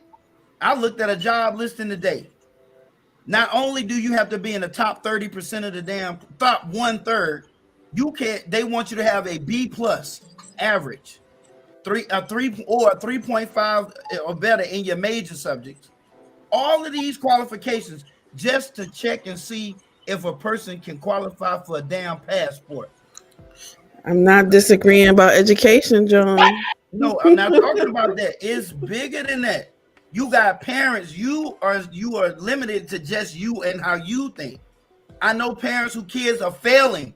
They are flunking and they get every damn thing. They grades look like shit and they get everything because, oh, he's just going through a phase. Well, you're helping him stay in the phase that will last the whole fucking eternity. They're not going to grow out of that. When you go to giving the kids shit and they ain't did nothing, I mean, I see kids have extravagant birthday parties. They don't even know how to wash dishes. I see kids with cell phones that are better than most adults. They don't even know how to cut the grass. I'll be damned if I'm a father with teenage boys and I'm still cutting grass. Cutting no damn grass. I ain't weeding. I ain't cutting no grass. I'm not taking no trash out. I ain't doing none of that. I got boys. Y'all doing that. You're doing all of it. Period. You're gonna earn your keep in my house. That's just the way it goes. There is no place, and I'm teaching you. What I'm teaching you is, if I want something, I gotta do this. Because that's the way I was raised. I'm conditioned that way. But when you give a child everything, I don't have to do shit, and I'm getting all these things. I don't have to do nothing for it. Nothing at all. Like, well, it's his birthday. What the hell are you telling me for? Happy birthday, nigga. It was report card day 2 days ago. I guess emotional damage. Chase, will I get you something for your birthday if you got C's and D's? Will I get you Clement, something? Clement, you played my hall pass husband. I heard you. Play him again. I promise you, this That's is my not gonna hall happen. pass husband. I was that kid. I got every damn thing. Didn't have to do shit. My uncles would talk about me because I was raised by women. Grandmama gonna take up for me. Mama gonna take up for me. I ain't have to do shit. Nothing. You understand? I ain't have no tours. None of that. Well, let me tell you, my credit was fucked up by 25. I did not know how to fucking balance a checkbook. Didn't give a damn about money. Made $200,000 a year. Blowed that shit. Always calling home. My damn dad said, listen, that man will never be a man. At 38 fucking years old, will never be a man as long as you keep doing what you're doing. And as your husband, I'm putting my foot down. He can't get another fucking dime. He can't borrow he never pays it back. None of that. That's what you raise when you give them everything that you didn't have. My mom gave me everything that she didn't have. And she was fortunate enough to make good money. My dad makes good money. So I could get just about anything I wanted. And you're her only child. Are you a decent person still? That don't mean I don't matter about me being a decent person. I'm just saying. You just said your mother gave you everything you wanted, but you still are a decent person. And I was still homeless. That's what getting everything gets you. Homeless. You got to learn how to manage money. And you're not going to learn how to manage money when you think that money just grows on trees. I didn't say that you should think money grow on trees. You're not taking myself all out of proportion. All out of proportion. Ain't nobody say no extreme. I'm talking about that is extreme. Go to the park and feed pigeons. And every day when they catch your scent, they will fucking come to you. You know why? Because they associated you feeding them with them getting food. The same thing happens with kids. If you just give everything that you didn't have, right? You do this. I'm not talking about like little things. I'm talking about these bigger things. I'm talking about people who do this. Like a lot of people do what I'm talking about. Their children are not accountable for shit. Like they don't have to do nothing. How many kids do you know actually have a chore list? How many kids do you can have a chore list as soon as you turn 6? I had one growing up. I don't know too many people who kids have a chore list. Not at 6. I ain't have one. I had to do chores, but not at 6. Man, at 6, if you can pick it up, you can pull it out, you can pick it and put it back up. What you mean? Yeah, at 6. No, I was older. You can have, man, come on, man. Country boys is plowing fields at damn 7 and 8 with a damn plow. What up? Come on, man. Kids ain't from the city. I ain't from no damn country. I understand that, but I'm just saying it's not far-fetched for a child at 6 who is more than capable, very coordinated. They can walk, run, and jump. They can do chores. You can walk, run, and jump. You can mop the floor. That don't require running or jumping. It requires pushing and pulling and squeezing. You can mop a floor, you can sweep, you can wipe things down. And Can you have answer an my adult question two though? or But three what is times a wrong year. with wanting more for your child than what you had, especially if you had nothing coming from You that can perspective? want more without We ruining. kind of. You can want more for them without ruining I'm not them. talking about ruining them. I'm not talking about just giving them and never earning. I'm not talking about that.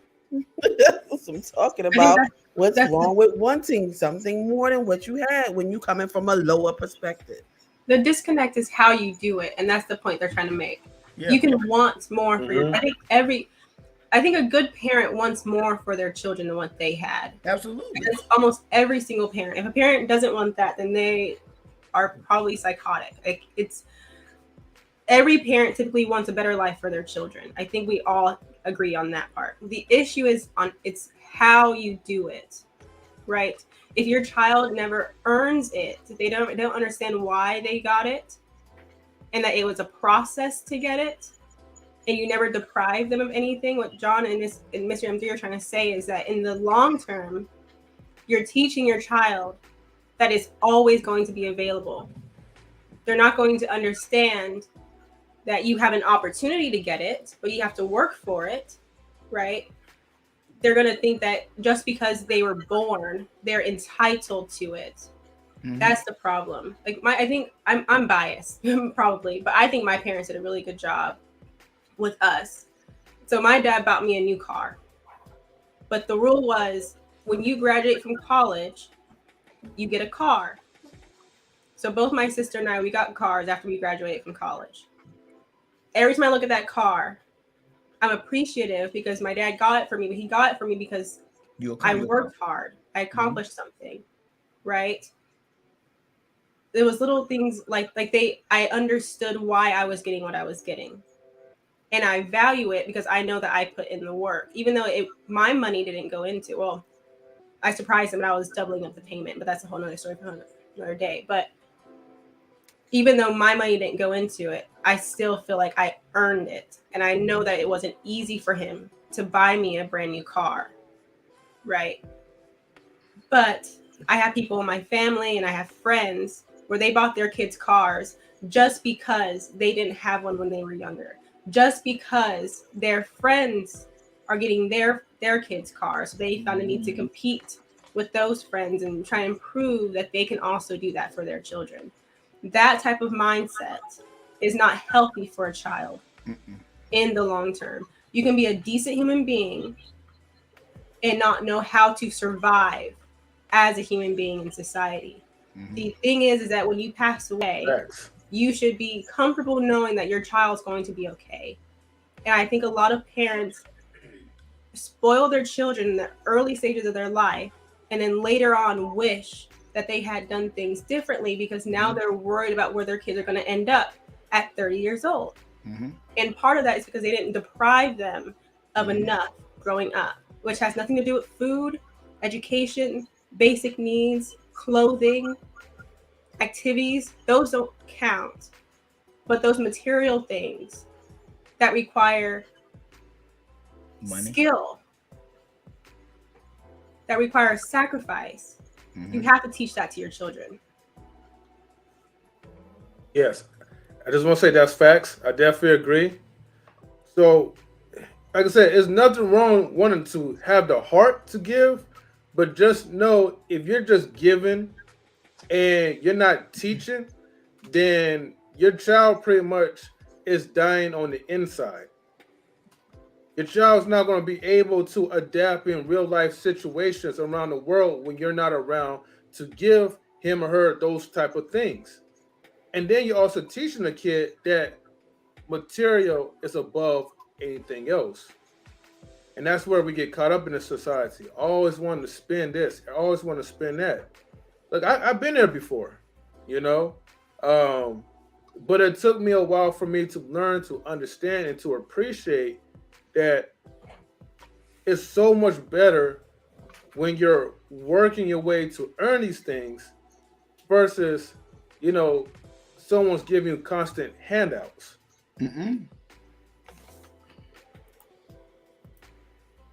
So hopefully, that helped.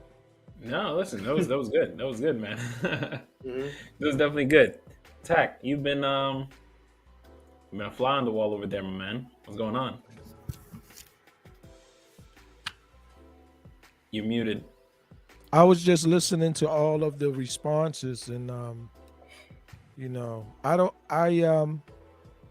I agree with everybody. I guess I don't think it's binary though. I just don't. I think that a lot of it has to do with the personalities of the child themselves sometimes, and that's why when I hear reports, you watched your father beat your mother, and you're gonna grow up and you're gonna smack some women. That's why I didn't smack women when I grew up. I gave that example right here. So when people say that, if we talking Bell's curve, overwhelmingly the majority of how it happens, fine. But I don't think it's on or off. A lot of it is personality based into how the child receives it and how they process things. I could use two of my daughters as an example. The one is the entitlement program. The other, if she calls me and she's talking and I say, okay, well, cool, you need some more money for that, or you need money for that, she'll be like, nah, Dad, you gave me money for such and stuff, and I still have money from that. That's her response. So it's this stuff isn't binary. It just isn't, and I get it. Entitlement, this and this, that, and that, but you could buy your kids something or not give them something, and they respond totally different.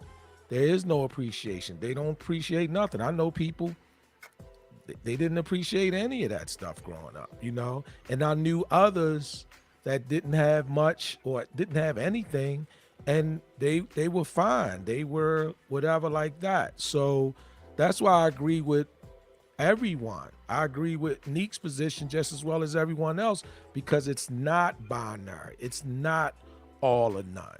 It just is. The example would be I have a 7th grade education. I've been making more than $100,000 a year for decades. The average person I talk to with college degrees, they not only still owe the money, they never can cash in and get the 6 figures. So when people say, if you don't go to school, you're going to be out here picking up trash, and I'm not picking up trash, peeling potato, whatever, right? It's not binary. It's not, it's just not. There is room where you have whatever. Now, what do? Do I give my girls? Yeah. Because, I don't go out my way, none of that stuff.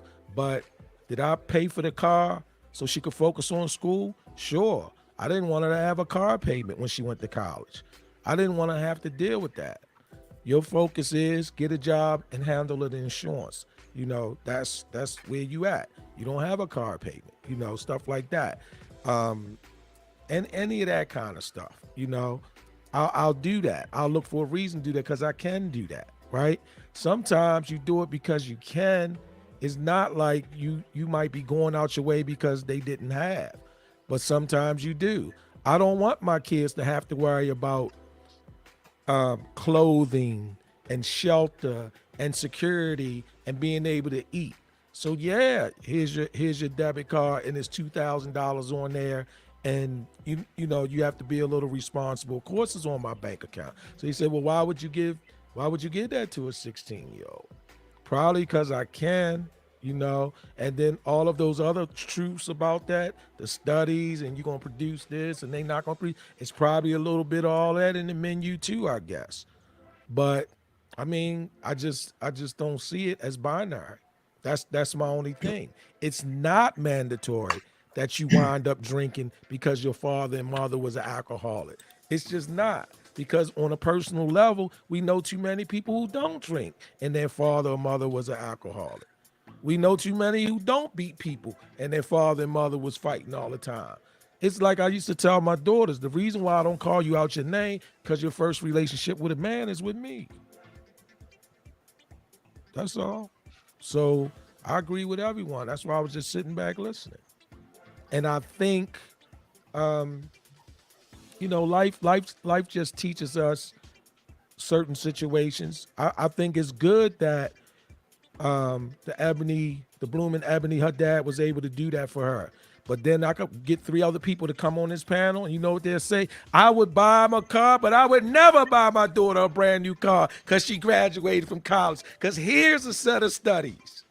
But the blooming Ebony, she says these people are psychotic, they need counseling, and the other brother said what needs to happen there, and I get all that. I get it all. I don't discount none of it, but it's not binary to me. I don't know. I'm on the side of unique. I mean, I think, listen, don't get me wrong. I think there's a way to give your kid things, but I think there should be still lessons. Your kids should still have to work for what they're getting, but I'm not going to give them bottom barrel crap. I'm going to teach my kid that you're going to work hard and you get yourself quality things. Because if you work hard and then you also give them a piece of crap car, then they're always going to think like, all right, like try to get the cheapest things I can just to kind of save money, kind of cut corners. Then they're never really going to want to appreciate or find value in anything that they're going to invest money into. Because in the end of the day, at some point, they're going to gain money and they're going to have to invest money into themselves. You're either teaching them to buy good crap for themselves, or you're teaching them cut corners and try to get the cheapest thing that you can for yourself. Get hand-me-downs. Get a whole bunch of crap that could break down on you at some point in time. So, yes, my kids are going to work for things, but when they work to a certain extent, I am going to get them something of quality so that they can take care of it and they could actually cherish it. And you should. Yeah, and that part I do. Yeah, that part I do agree and I understand. But just to clarify, if the child is in a work in progress of trying to elevate themselves, yeah, I mean, give them something that is affordable. So that way, I hear a double echo, but give them something that's affordable where you could use that as a tool for now. So then that way, as you're working, as you get from point A to point B, you can work through these things to have the best. I also do agree that for every ounce of labor that you're doing, hard work and dedication, yeah, don't give them no crap because that's discouraging. That's not valuing your kid. That's just teaching them that they're worthless. As long as the kid is actually working his or her way to do the right things, to build that character, to get those good grades, be more than just what was that? What she said before? I forgot what she said, but be better than what you are yesterday. That's the point I'm trying to make. So if your kid is striving to be the best, give them the best things that they deserve, that they earned. That's the point. So let me say something. Let me add something to that. All right, so we shouldn't have paid for my kids to go to private school because we roughed it in the hood. And we shouldn't pay for them to have tutorials because we had to learn. I ain't had to learn, not my left in the 7th grade, but because my other brothers and them, they did graduate and go to college. So we're not gonna pay for the tutor to come over on. We're not gonna pay for the tutor to come over on Saturdays, right?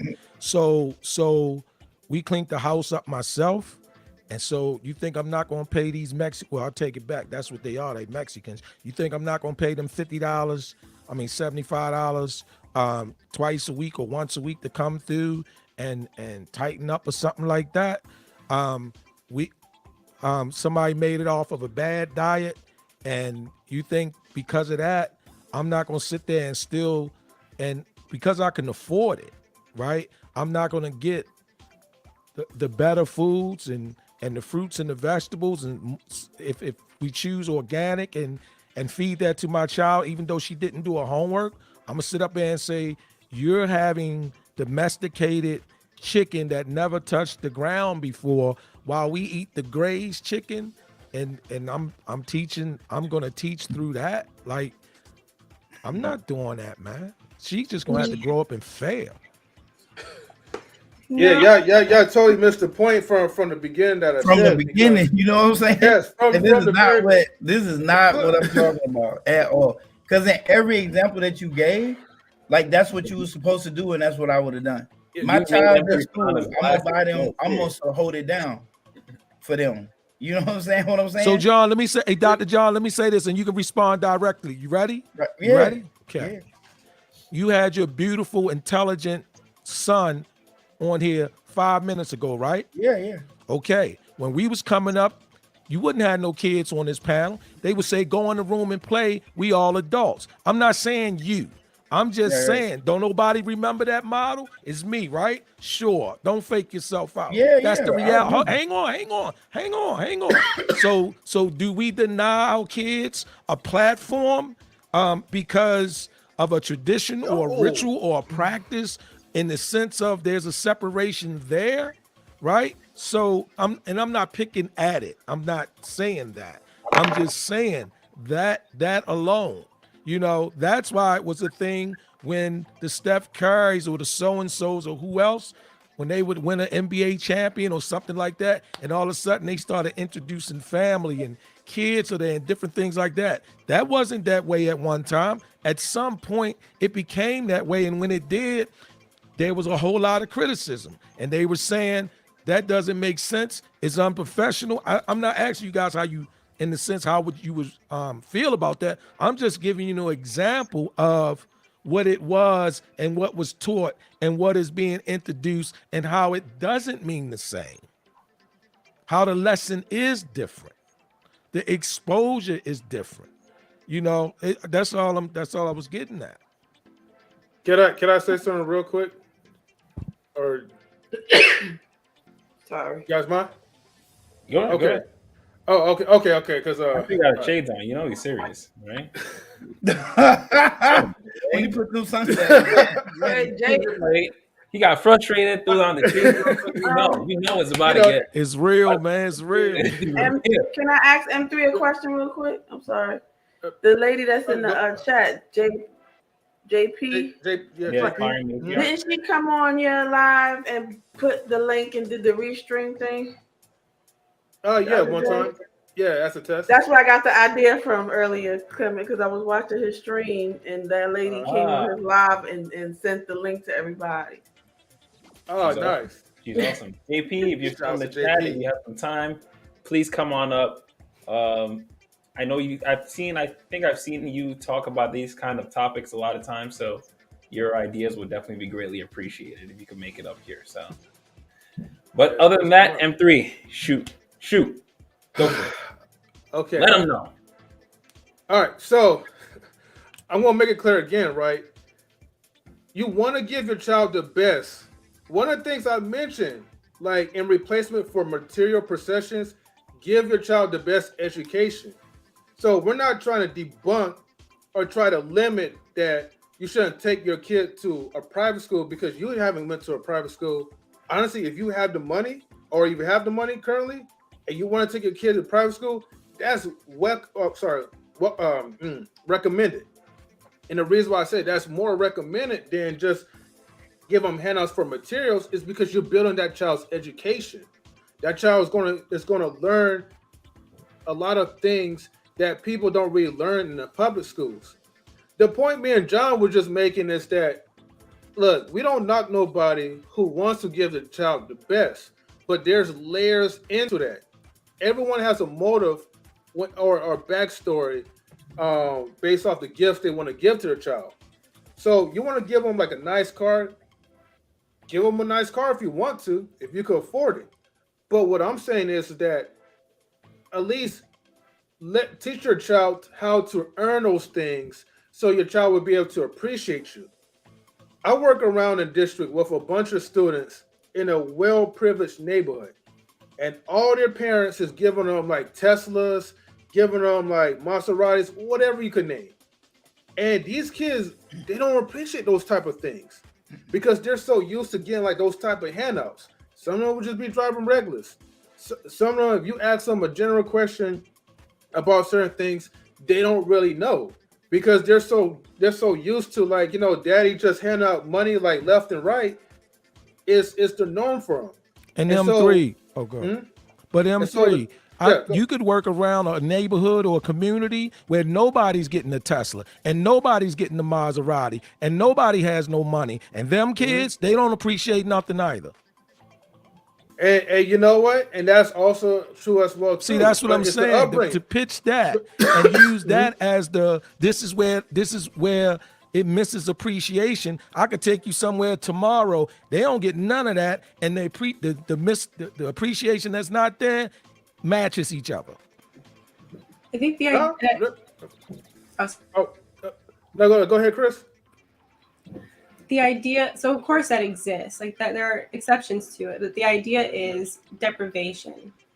And if you don't deprive your children of certain things, they don't understand that not everything is always going to be handed to them. I get what you're saying, but it's like paying for your child to go to a private school that they worked hard to get into. I'm assuming the child took the SAT, did well, got accepted to the private school, versus your child has gotten Fs their entire academic career, but then you pay to get your child into Yale. There's a big difference there, right? Between the child that worked hard to get accepted into Yale and the child that didn't do anything their entire academic career, but still got into Yale because their parents could afford it, right? Because their parents slid a check under the door and got their kid in. Big difference between how those kids are going to turn out, right? Generally speaking, right? It's deprivation can be something as small as you bought a box of 10 fruit snacks and your child wants to eat 9 of the 10 just because they want them, but you're trying to teach them that things can come in moderation, that too much of a good thing is a bad thing, right? You're teaching them those things over time. That deprivation is unhealthy, right? But you're teaching them you can't just have the 9 fruit snacks because they're there. You have to understand that you have to eat them in moderation because it's too much sugar, and that's not good for you in the long term. It's not that you're not going to buy your kid the fruit snacks, right? Yeah. You're still going to buy them. You're going to buy the best fruit snacks, the ones that they love. You're going to keep them there because you know that they like them, but you're going to teach them gluten-free. how to eat them, where they're not just thinking that just because they want it in that moment that they're automatically going to get it. It's like, no, you have to eat a well-balanced meal before you have a fruit snack. No, you have to eat breakfast before you have the fruit snack. You teach them these things, right? You want to be healthy, so you have to eat this before this.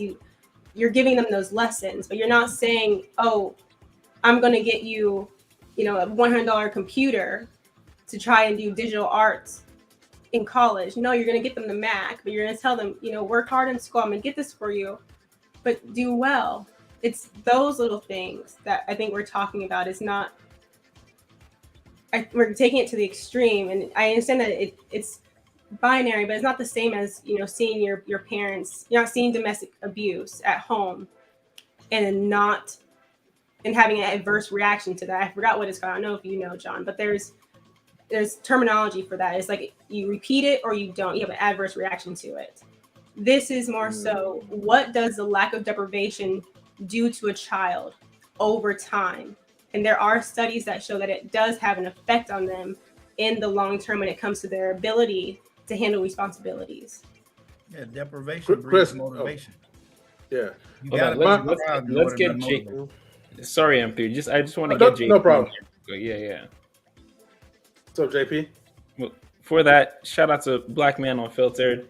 If you have some time, link to the stream is in the top. We are talking about the little people, as JP likes to call them, and how we raise them up in the world. So if you have the time, come in. Let's hear your thoughts.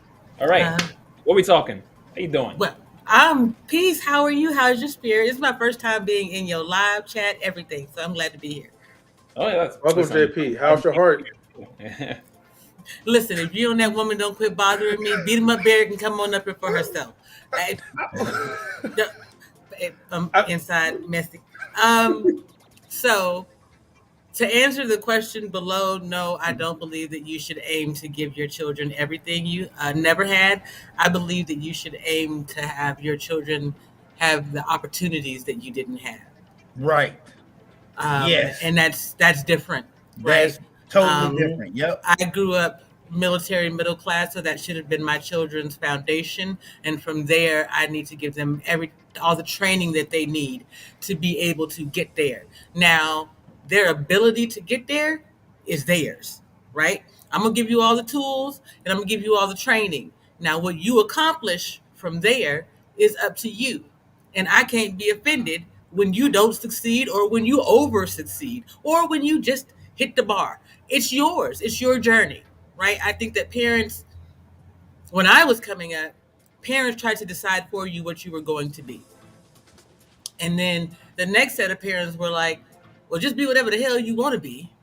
And now a reckoning is happening where everyone's trying to figure out who they are and what they want to be based on who they are, not what the world has told them that they are. Why do you think that came about?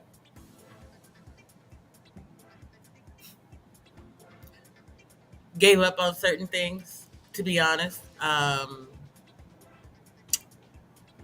We gave up on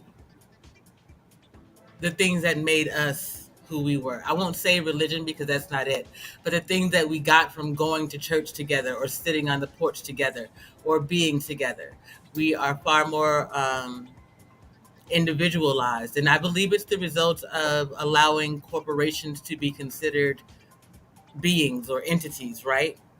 That's the problem. Because also I've just noticed this. I noticed it when my children were coming of age. So maybe 10 years ago, maybe a little bit more, Facebook, that once they made Facebook where you had to put your actual name on there, everyone became a brand. And it wasn't money that was moving the brand, it was your data. And it still is your data. And now everyone's a YouTuber in some way, or someone's an Instagrammer or a Twitterer to some degree. And they've got a following of people behind them. Everyone is their own damn king or queen. And no one feels the need to come together and build nations. Interesting. Yeah, like reunions don't even happen like they used to because of Facebook. Yep. I mean, why should I come to a reunion when I just saw what you posted? I got a good idea of what you're doing. Hey, how you doing? I just go to your DM. I liked your picture a while back, so you good. Right. You want a family reunion? Create like a group page or something. Or that's how you do it. Go to the metaverse. That's how you do it. The metaverse. Oh, I can't wait until it opens too. Yeah. I mean, there's they already got people selling black folks in the metaverse. Chill out, bro. I'm not playing. Already. Wow. Already. They already got folks pretending to be black folks in the metaverse. I've seen those pictures. I've seen them. What? They selling black slaves. Emotional damage. They selling what? They look like real people, but they just pictures that they made, you know. Black slaves on the metaverse. They want to have the slaves. Oh yeah, those are EFTs. NFTs digital, those blockchain arts. Mm-hmm. They expensive too. Mm-hmm. It's crazy. What about that white privilege card? Anybody heard about that? That Amazon was selling? Huh? Amazon was selling this white privilege card. Listen. Starts at birth. Whoever got them little sounds, I need you to make me a little sound thingy and tell me how to use it. Because I want one that say, "What the hell?" I love that little baby on Instagram. He said, "What the hell?" Ain't nobody got time for that. It's another one where she say, "This some bull snot." Well, she say the other word, but yeah, this some bullshit. Nope. No, I want to hear. It doesn't matter what you talk. It doesn't matter what you think. Yeah. No, I like this one. You can't handle the truth. That's real. I've always loved that one. Yeah. But going back, let's switch it back around. What would actually bring, like, you know what? Since we have a couple new people on the panel, we'll go back to the original question. All right.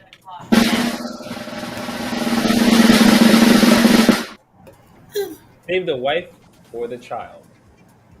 You say, would you, if your wife was having a child, you were having a child, your wife says, listen, we're not gonna, or the doctor says she might not make it, or one of them is not gonna make it. You have to make a choice, or the wife has to make a choice.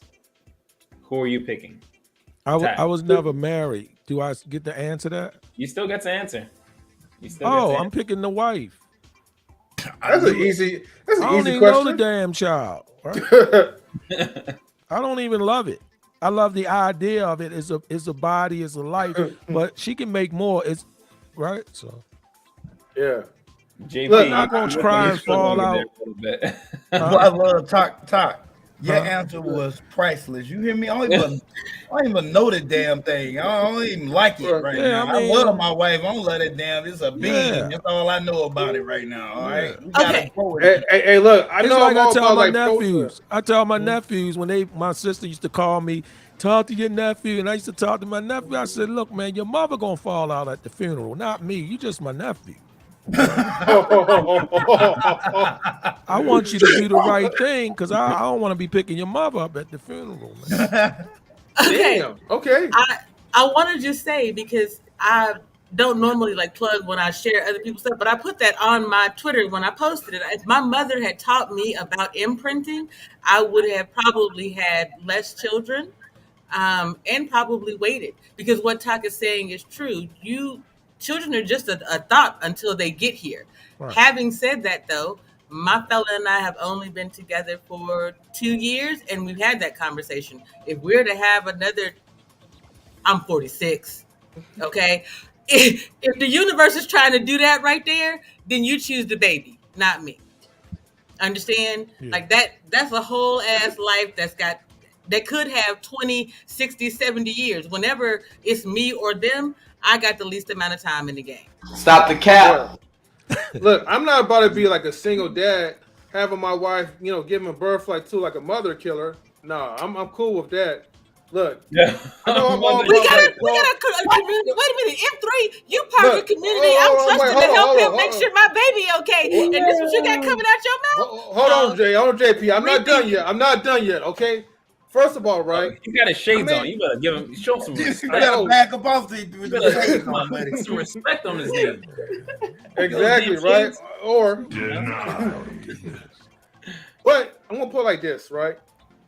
I may be pro-life, right? But in this situation, I'm all going to be about pro-choice, and I'm going to choose to keep Mrs. M3 over like a mother killing child any day. A mother killing child? The damn baby is a murderer. Dang! We done went all the way Game of Thrones on the baby. Could we? Emotional damage. They say you killed your mother, I'll never forgive you. You understand me? Now you take this bottle and choke on it. I mean, do you want to grow? You want your new child to grow up asking you, "Where's mom?" You killed her. You want to? Dang!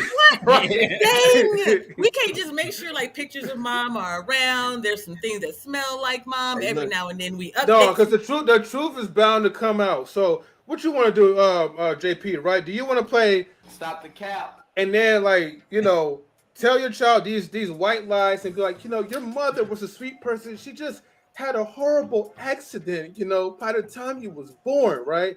Until you get up to a certain age, right? And then all your nieces, nephews, cousins, whoever, right, tell you the whole truth. Or do you want to just get the lie out? Sorry, get the truth out the way and be like, look. No. Mama died because I just because said we made a choice. We had a conversation, you and I, that if it came down to my life or the baby's life, we would choose the baby's life. So in that case, the baby didn't do nothing. We did. We made the decision to give the future a chance over our moment in time. I don't know what conversation you have with that person. These poor babies, Lord Jesus. Yeah, they out of here. Yeah. Little Norbert go bye-bye. He got to go. I told my wife. Little Norbert, you out of here. So here was another one that I actually I forgot to write down. I was actually having a conversation with a waitress about this. It was a good one. If your wife is pregnant, you guys are pregnant, you find out from the doctor the child is going to have defects. It's going to be born with some level of autism, a severe case. So it's not going to be able to sustain itself. It's not going to be able to do anything. You're going to have to care for it for the rest of its life. Go. Autism is a disease? It all depends on who you ask, apparently, Dr. Candidate John, because this autistic bitch over here don't feel that way. But go ahead. Wait a minute. I need to clarify again, right? And we still don't know the kid yet, right? Stop getting rid of him. You don't know the kid. No, I want to know that we get to know him yet. You don't know the kid. And again, it's going to be some level that the kid cannot fully function, and as an adult, it will have to be taken care of for the remainder. And your wife is alive, right? I just want to make sure. Wife is going to make it. Wife is going to make it. Okay. Can we define fully functioning adult? What? Probably like severe autism. Yeah. Fully really functioning, bad. as in it can work a job, sustain a household. Is it like cerebral palsy or no? Yeah. Be able to sustain its own life. Can or cannot? It fully functioning, meaning it can be able to sustain its own life. This child will not be a fully functioning. It will won't. not be able to sustain its own life. So basically, it's a low functioning. Yeah.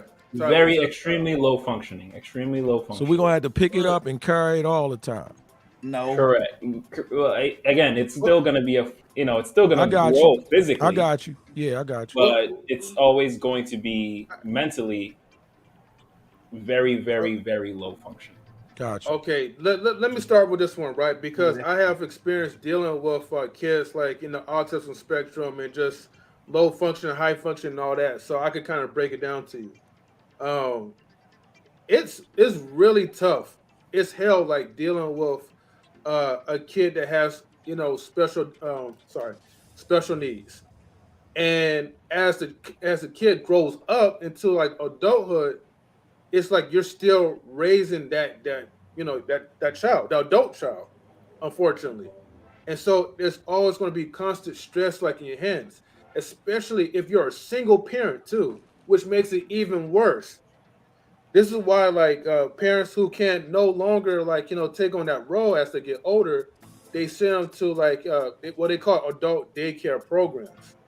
So they pay I worked in for 12 the years. government pays the people with special needs to be in those care homes where they're able to see their kid every now and then, but they don't have to worry about the stress and the burden.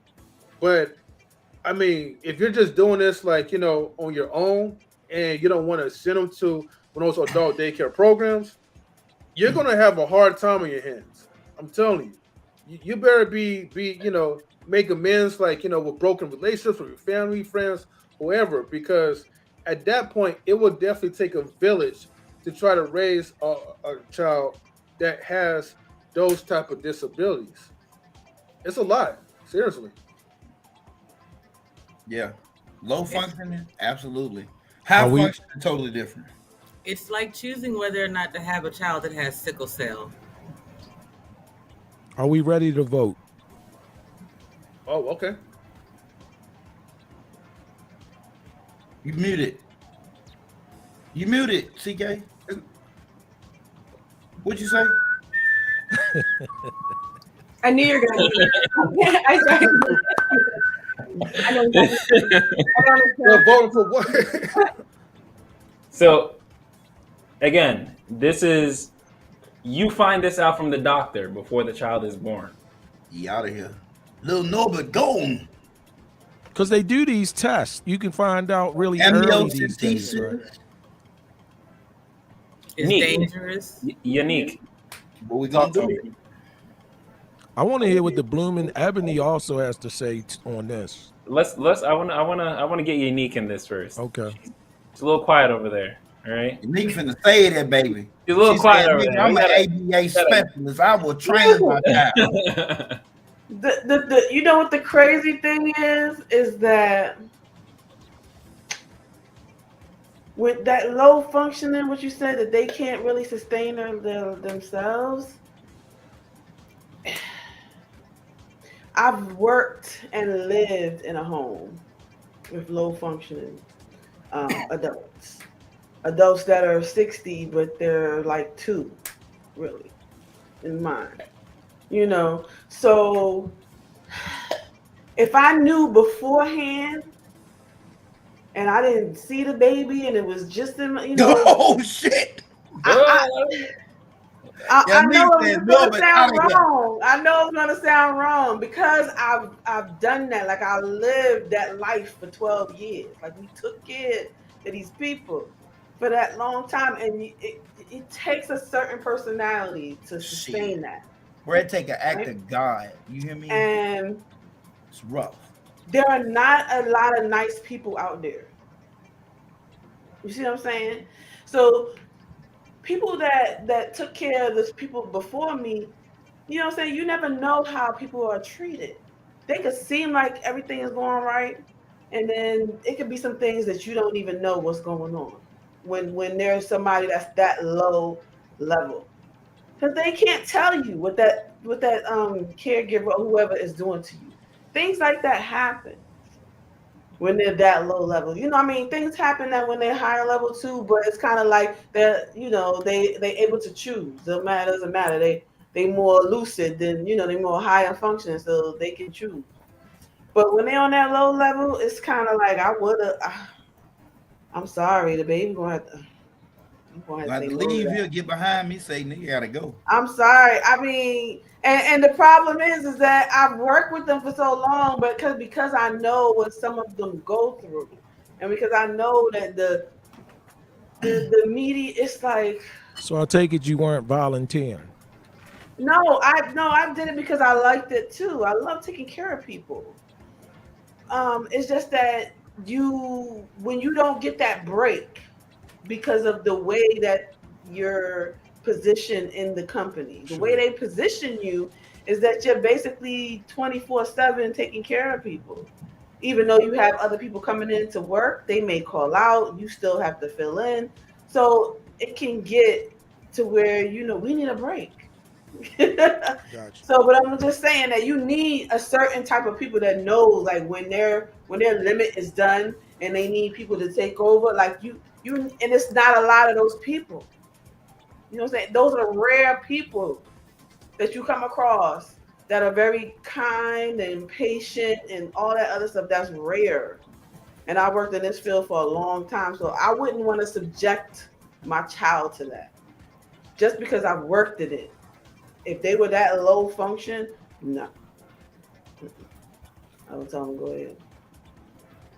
Talk to me, Chris. Talk to me.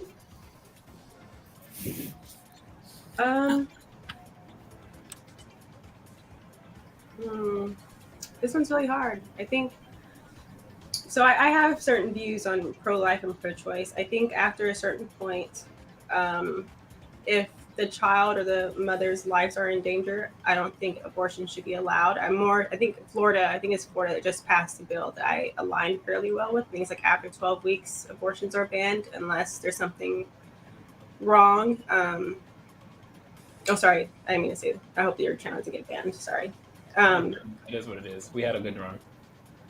So for me, it would depend on when I find out, right? If I find out at 6 months that something could be wrong, would I terminate? I don't think so. Because of how I plan to set my life up before I start having kids, I think that I'll be in a position where I can be a full-time caregiver to my child. Because I want to be a stay-at-home mom, and I'm trying to set myself up to be able to do that in the future. It's hard to say. I think I have certain thresholds where I wouldn't want my child to suffer. So like, let's say they won't be born with like any limbs, or their heart is growing outside their body, or really severe extreme defects. Yeah, probably I would terminate and try again, because I wouldn't want my child to be hooked up on life support for the rest of their life. So yeah, I'd probably try again that way. But as far as like autism and cerebral palsy, and because I'm around that a lot, my mom did daycare for many years, so I've seen all types of different children. It's definitely doable in America for sure. I think a lot of them get quite a bit of assistance and help with that. So it's a tough question. It's hard for me to answer for sure, but I'd understand why someone wouldn't want to, because it is not easy. I have family members that they have 15 to 25 hours of therapy a week, right? And you don't know if your child will be able to speak, or if they'll be able to have a conversation with you someday, if they'll be able to live on their own. And I understand that it's really hard. And if you can catch it early, if you can catch it at 2-3 months and have an opportunity to try again, I definitely think it could be worth it for a lot of parents who may not be in a position or may not have family near them that can help. So yeah, it's a toughie, but that's my super beat around the question answer.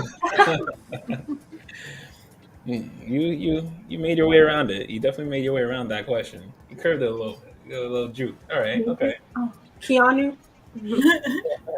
So I am going to speak my truth and provide a little pushback.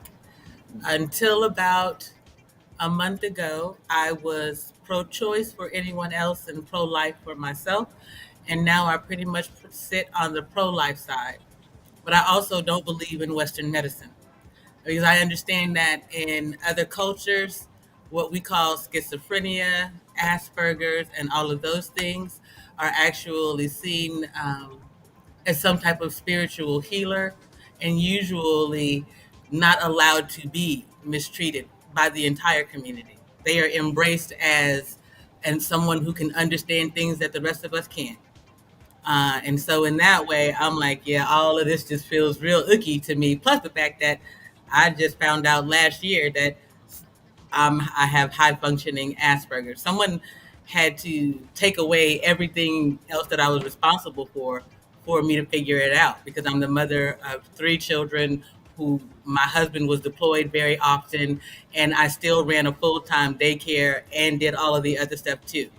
So I was able to do all of that because I put all of that brain power into those things. But then on my own, I consume all of my brain power is consumed just doing research, and I'll forget to feed myself. I'm 46.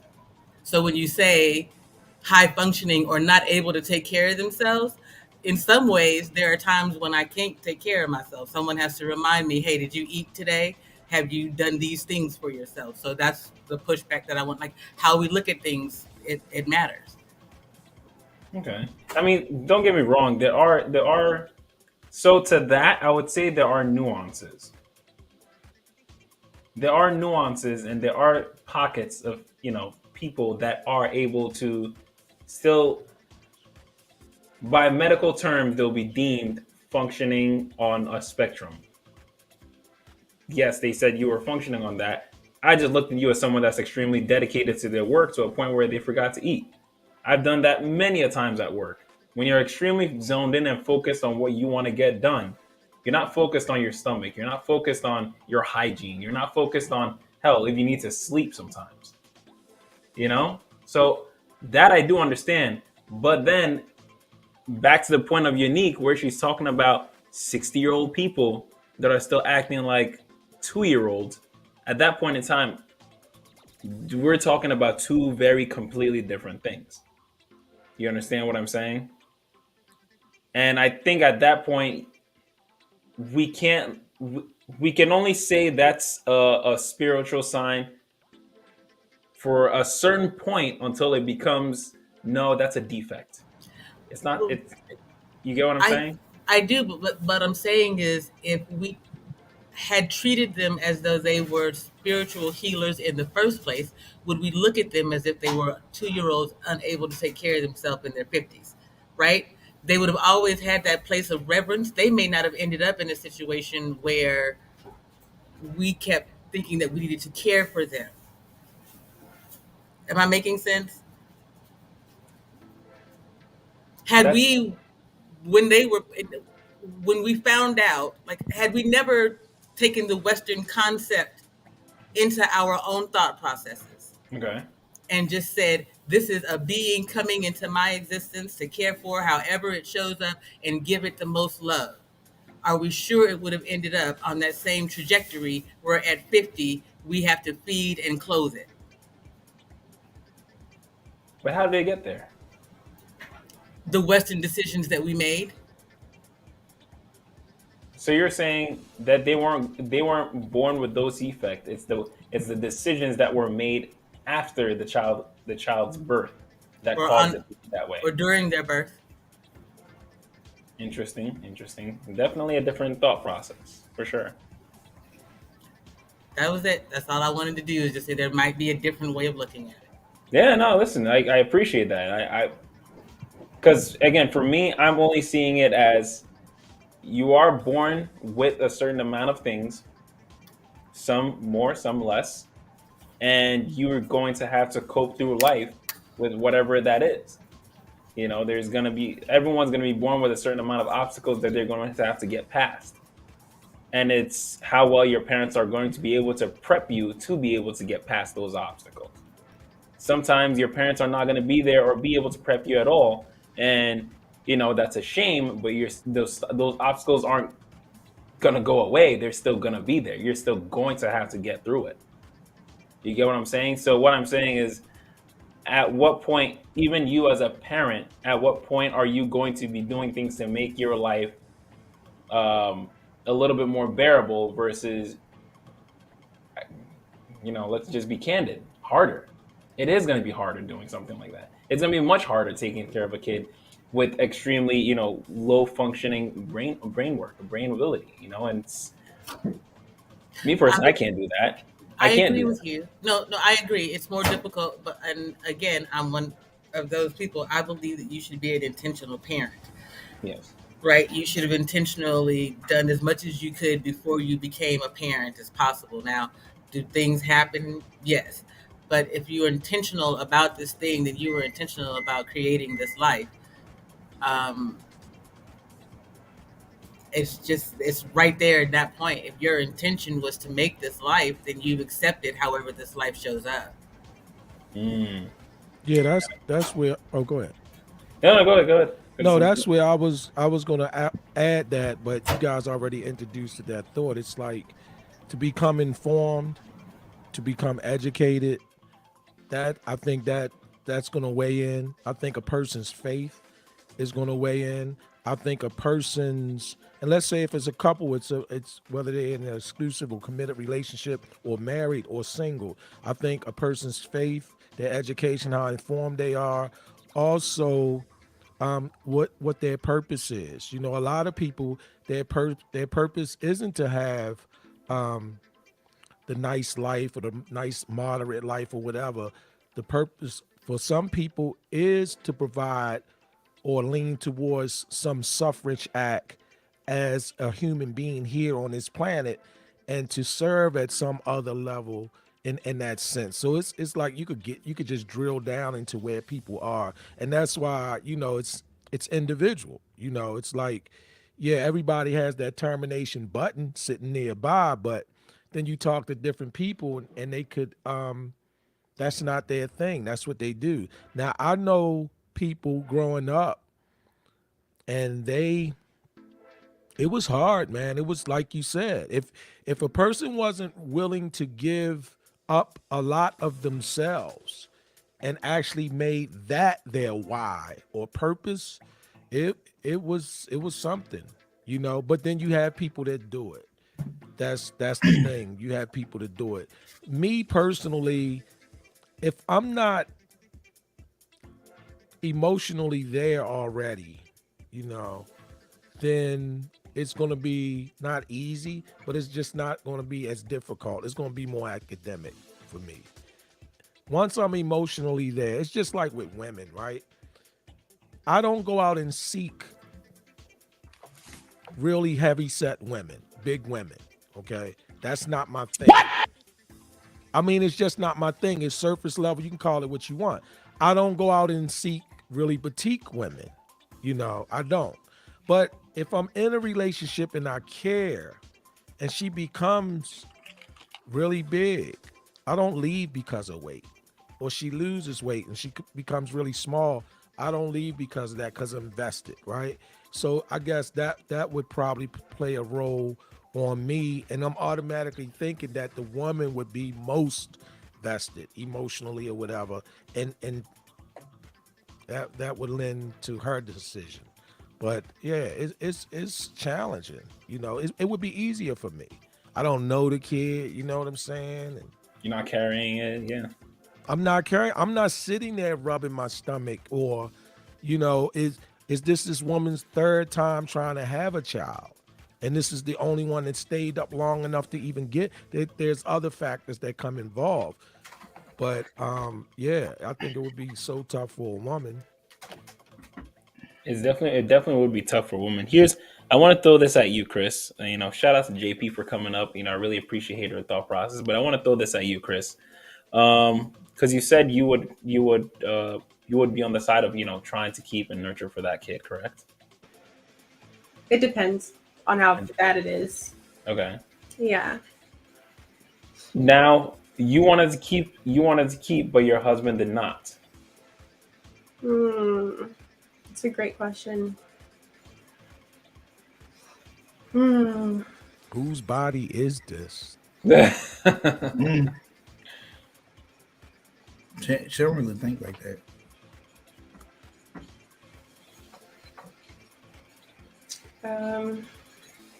That's a really hard question. I know you hate this answer that I give, but it depends. I'm not. In that are, number one, why? Like, let's say we find out early within my parameters, so I can't use that as an excuse. Within the how many weeks, right? So let's say below 10 weeks of pregnancy, and he has concerns about healthcare. We sit with the doctor, and they say your child's going to be it's going to be in and out of the hospital, 4 to 5 times a week. Worst case scenario, they're going to have this problem, be in the wheelchair for the rest of their life. They won't be able to be on their own. All these issues, and he looks at me and he goes, "I don't think that we can afford it, right? I don't think that our healthcare will cover it. Not in a position to handle it, or maybe he doesn't think that I can handle it." Right? Maybe he's seen me have a reaction in the past to something like that wasn't necessarily positive. He doesn't think that I can handle the stress around that situation. Would I consider his concerns in that early on? Probably. But if it's later, right, 5, 6, 7 plus months, probably not. Absolutely. Yeah. Absolutely. Because at that point, that connection is there. And then I think I mentioned this before. This goes back to knowing yourself. I know what my boundaries are, right? So if he says something, he has a concern within my boundary, I'm going to consider what he says, because my identity isn't tied to that. But past a certain point, past that 10 weeks where I don't feel comfortable, I'm not going to set aside or push back what's going to make me comfortable to try and please him. Because at that point, I'm losing a part of myself to try and make him happy. And that's going to just lead to resentment. And we're probably going to end up divorced anyways because of that, right? So thinking about that long term, that's where that it depends. If it's within my comfort zone, the concerns make sense, and I can try again, right? I can try for another trial. The doctor says, you can try again, I would try again. But if it's a little bit later and I'm like, I don't believe in termination past this point, there's, then no, I wouldn't. Chris, you mind if I ask you a question? Well, maybe 2 questions. Yeah. So, do you want to have kids in the future? Mm-hmm. Okay. So, the reason why I asked, right? Because the answer that I felt like that you gave, right, seems like it was more of like a structured type of answer, but I haven't really heard like, okay, anything that pertains to feelings. Are you a Like, lawyer, man? no, I'm not. What? But like I said, it makes me wonder, right? Because for women, because most women they want to have children. So in a scenario, Chris, right? You know, you and your partner has a, you know, you're trying out for a kid, and you're in maybe like, I don't know, a week or 3 weeks of labor, I guess, and your partner is hitting you that question like, hey, let's go ahead and just terminate.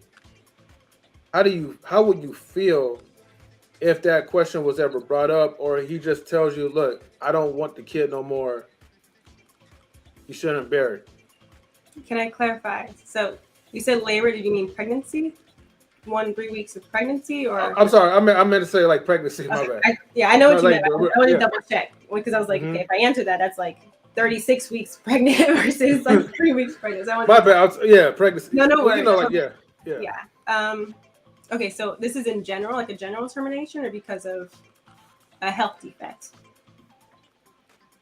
More like in general. Like, let's just exclude like the health thing, right?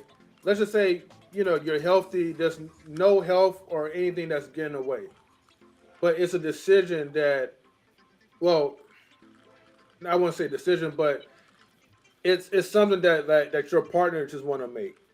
So you're pregnant, a few weeks pregnant. You have a choice to terminate the kid, but knowing you want to keep the kid, but your partner's saying, look, I'm not ready to be a parent. I think we made a mistake. Let's terminate the kid. How would that make you feel? Awful. I would feel awful. But then you have to consider, am I married? Right? I personally think if someone tells you something, you listen to what they say. I don't like the idea that, if he says he doesn't want the kid, he'll change his mind when the child's born, and you're not married to this person, right? If we're married and I get pregnant, we're having a child. Mm-hmm. There's no reason. That's not dumb for other people to do it. So please don't misconstrue that. Live your life. But for me, I think that's dumb. If you weren't ready for children, you shouldn't have married me. That's how I see it. Hey, will you be able to articulate that to him? If we were married, him not wanting it? Yeah. That'd be worse. I can't even imagine how that would make me feel. But I wouldn't listen at that point. It's like, no, I'm having this baby. Try and divorce me. Give me that. Hand it over. 50%. I'm just kidding. Hey, she was not kidding. Serious mail. Lost a smile and everything. She was like 50%. Yeah. I had that conversation before I date men. We get married, we're having children. We already know. So, but before marriage, I would feel awful about it. But depending on where it is in the pregnancy, would I let my feelings towards it overshadow not necessarily logic, but the likelihood that the family structure will be successful, right? And I have to weigh benefits and cost, do a cost-benefit analysis. Do I want to terminate within 8 weeks, right? Or risk having a child and being a single mother and then having to go through that? And which one could be worse in the long term? So there's a lot of things there. But as far as feelings, yeah, either way, it's awful. I don't think any woman want to find out that they're pregnant and then their partner not want a child. Yeah, and then if you secretly wanted it, that would lead you'll be resentful of that person probably for a long time. I'm sure a lot of relationships end for that reason. But right, yeah, because there's a difference like between communication, but then reneging on it like at a later year or something like that, or like when it's bound to like happen. So, all right, I just wanted to I just want to know how you will feel about it because I don't know how I would feel. That's a hard thing. You gave me the answer. You said that you'll feel awful, which that's valid, and I wasn't really for sure if you was joking or not, but I'm for sure that you were serious. That if you were married and your husband was like, cancel the baby, you'll be like, well, okay, 50-50 split. I'm keeping the child, and that's it. You could divorce. Well, no, I wouldn't just divorce him because he wants to terminate. It would be like I end up having the baby, and he's like, I didn't want this baby, and then it doesn't end up working. Then it's like, okay, yeah, go ahead and divorce me. Like you divorced me because I went ahead and had the child. No, I'm not gonna divorce him. Does that make sense? Well, okay. Well, it makes sense. Like if you already had the kid, but I guess decision-wise. If you're in pregnant for like 1 to 3 weeks, I guess, and he says he don't want the baby, and I know you'll feel awful about it, but now it's like, would you cancel your kid, or would you married? No, and I wouldn't consider it because at that point, the conversation that I have is when we're married. The assumption is we can afford being married, we can afford having kids, we're in a position for this, right? There's we both know what we want. We're getting married because we want to start a family, right? Right. So at that point, it's like he says, I don't want this child anymore. I'm going to go, okay, I'm still going to have the child. If you want to go, you can. If you want to stay, you can, right? If we're unmarried, then I need to look at myself and say, okay, I put myself in a position to get pregnant with a man that never said that he wanted to be with me in the first place. So now I gotta look and say, what do I do? Do I want to risk potentially being a single mother, right? In that type of situation, knowing that I put myself in a situation where this man never committed to me, right? There's a whole different the set of feelings there. Instead of it being more so like kind of betrayal in the marriage, now we're looking at okay, maybe I was a little bit thoughtless, right? I was kind of dumb, kind of blinded because I put myself in a situation to knowing that the burden of having children is on me. I allowed myself to be too comfortable in this situation to where I wasn't thinking long term, knowing that I didn't protect myself in this, right? Because I'm the one with all the risk, most of the risk. That, for me personally, that risk is different, married versus unmarried. Because when you're not married, I do think men are non-verbally saying that they're not committed to you, right? That they don't really owe you anything. Interesting. So WWKD then. Who? What will Chris do? What would Chris do? What? WWKD, what would Chris do? Are you asking? I guess, yeah. Well, what would you do, right? If you're not married, would you keep the kid or will you not keep him? Or her? I keep saying her, but you know what I mean. Depends. Will we get married? No. We already talked about if you was married. You already gave me the answer. No, but I get pregnant. Yeah. Will he marry me? We're gonna get married within 2 months. The man that I get pregnant by, the question is, are we gonna get married? Yeah. Is there going to be a shotgun wedding if she is pregnant? We're gonna get married. If no, he dips, then I would consider a termination. And how pregnant are you at that point? How And many then that months? would tie into as well, Yeah, I just said like 1 to like 3 weeks. Oh, okay. All right. Yeah. Yeah. Yeah. So I think that's plenty of time to say, okay, we're gonna have a baby, we're gonna get married. This is what it's gonna look like. And there's no real emotions there, right? It's not a heavy level of emotions, right? I'm sure there's a ton. Yeah. Mm-hmm. On the woman, on myself. On the woman, yeah. I mean, 1 to 3 weeks pregnant. Are you? Not you, but are women at 1 to 3 weeks attached like that? Probably once they probably find out that they're pregnant, and then Yannick, you want to chime in on this? She got that face like, nope. 1 to 3 weeks pregnant. Yeah, 1 to 3 weeks. Are women connected? Do they feel connected to the child in them?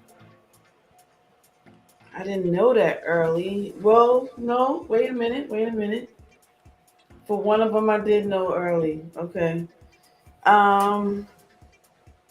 You pretty much, you don't feel anything, but you do have like this thought of what's going on. So sometimes you may have that connection. Some people may not. Not everybody's the same. When you strongly feel that connection? When I start to feel them move. Okay. Like when you, but sometimes you can get it when you hear a heartbeat.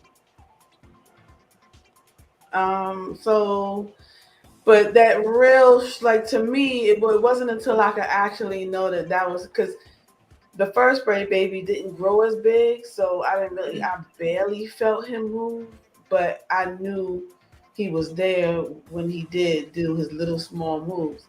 So yes, I think because I was striving for that, because he was so little, that's when I felt the connection. But with my daughter, when I heard her heartbeat, it was, and my son was there to hear it too. And I think that was just before I had that kind of set it there. But in the beginning, like 1 to 3 weeks, it depends on if it's your first baby.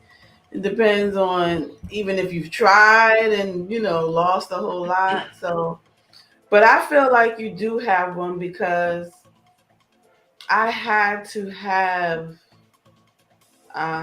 those decisions that we were talking about. I've had to make those decisions.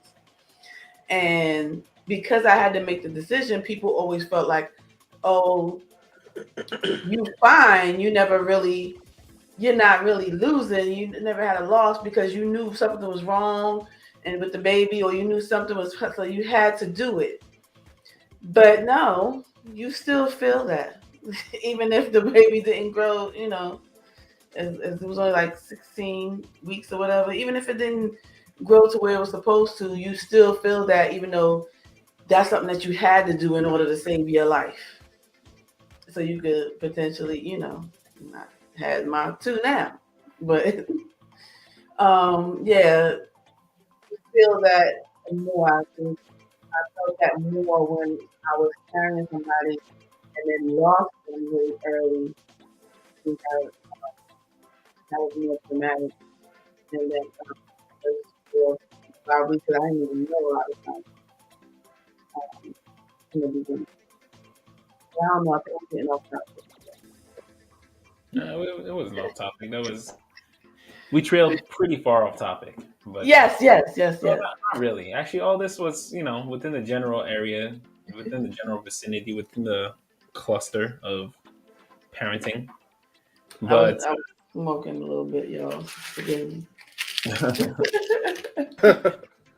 No worries. But it is that time, the end of the show, ladies and gentlemen.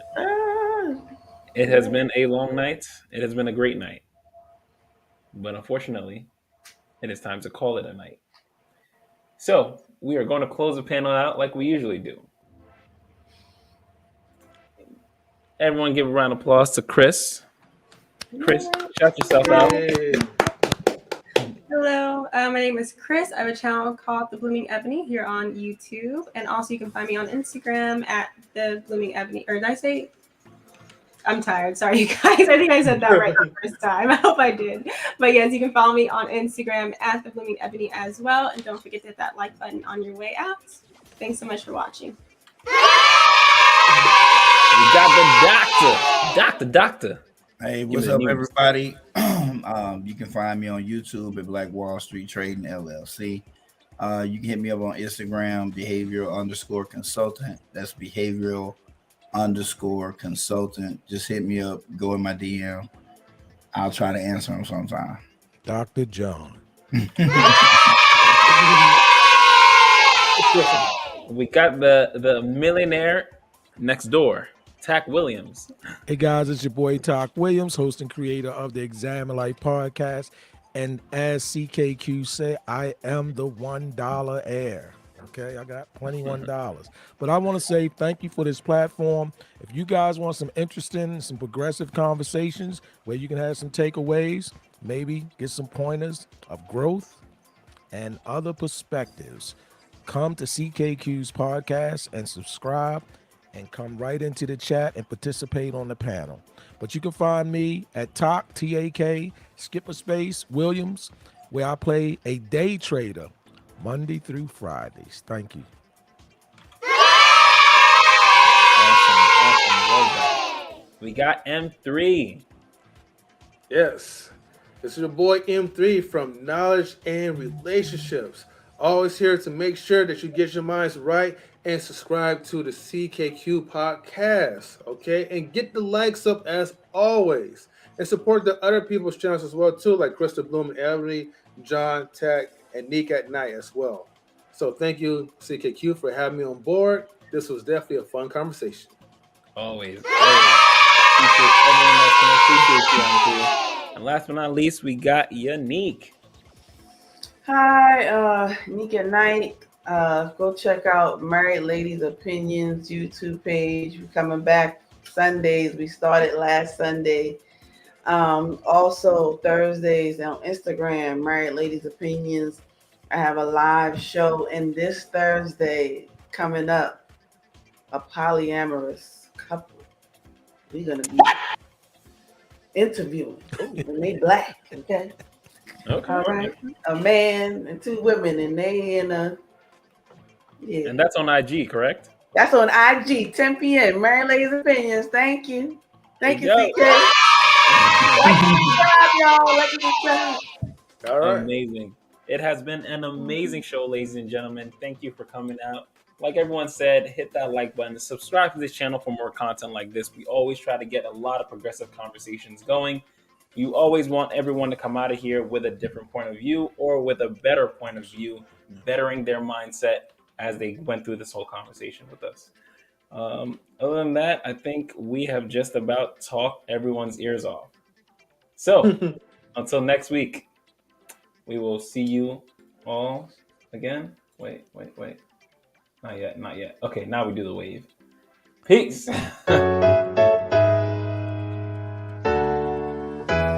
If we're doing everything right, I think we should be vetting our wives, like go to their parents, go to their father. They know they shouldn't have let me start speaking my mind in the booth. Start speaking the truth.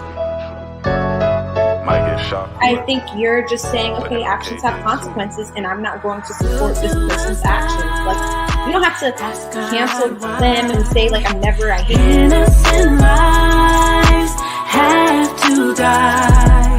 I. But the whole thing is me and her. I also. That man was on the other side doing the exact same thing, and his decision with his eyes was to walk away. Inside your soul. Now we can paint the perfect picture without belittling each other. Because under God's system, we are equipped to handle that responsibility. But not every man is fit to handle that responsibility. I done seen Flint, Michigan, and it's just being cities. They pissing in project buildings that got a roof that leaks, resulting in missing ceilings. Hard to sleep. Children going to schools dealing issues deep. So I think society does make it more difficult for short men, but I don't think that it's impossible that they could find someone. And instructing you to do your part. It ain't hard to see they trying to keep black in the back, just like Rosa Parks. Cops shooting blacks as if they get a token from God. School rob you with needed resources. Is the weaker vessel and the more vulnerable Absolutely. vessel. 100%. You don't look at the man like, oh, poor son, you were violated. No, you like, bruh. And nobody they shift my stick like some cars. And when you're lonely in your darkest thoughts, come, I know it's hard, but God shines his light on all I play their part. And it's the start. Put myself in a situation where I can only rely on a man. Like if I'm married and being a stay-at-home mom, I need to have a backup in case anything happens. I can't only rely on him. You know what I'm saying? A flower will grow once you plant the seed inside your soul. Poet, and the best part of me shows it. Here to speak the message of what is known, but not what it takes. Expose it, listen closer as I take you on a mental path. See divisions, the math, hoping we clash on lower levels just like in the past. Before we begin to see spared lives, keep in mind the first 3 letters of unity starts with you and I. And maybe then we can all thrive, changing the narratives of our lives, finding belief from inside. We gotta come together, different feathers.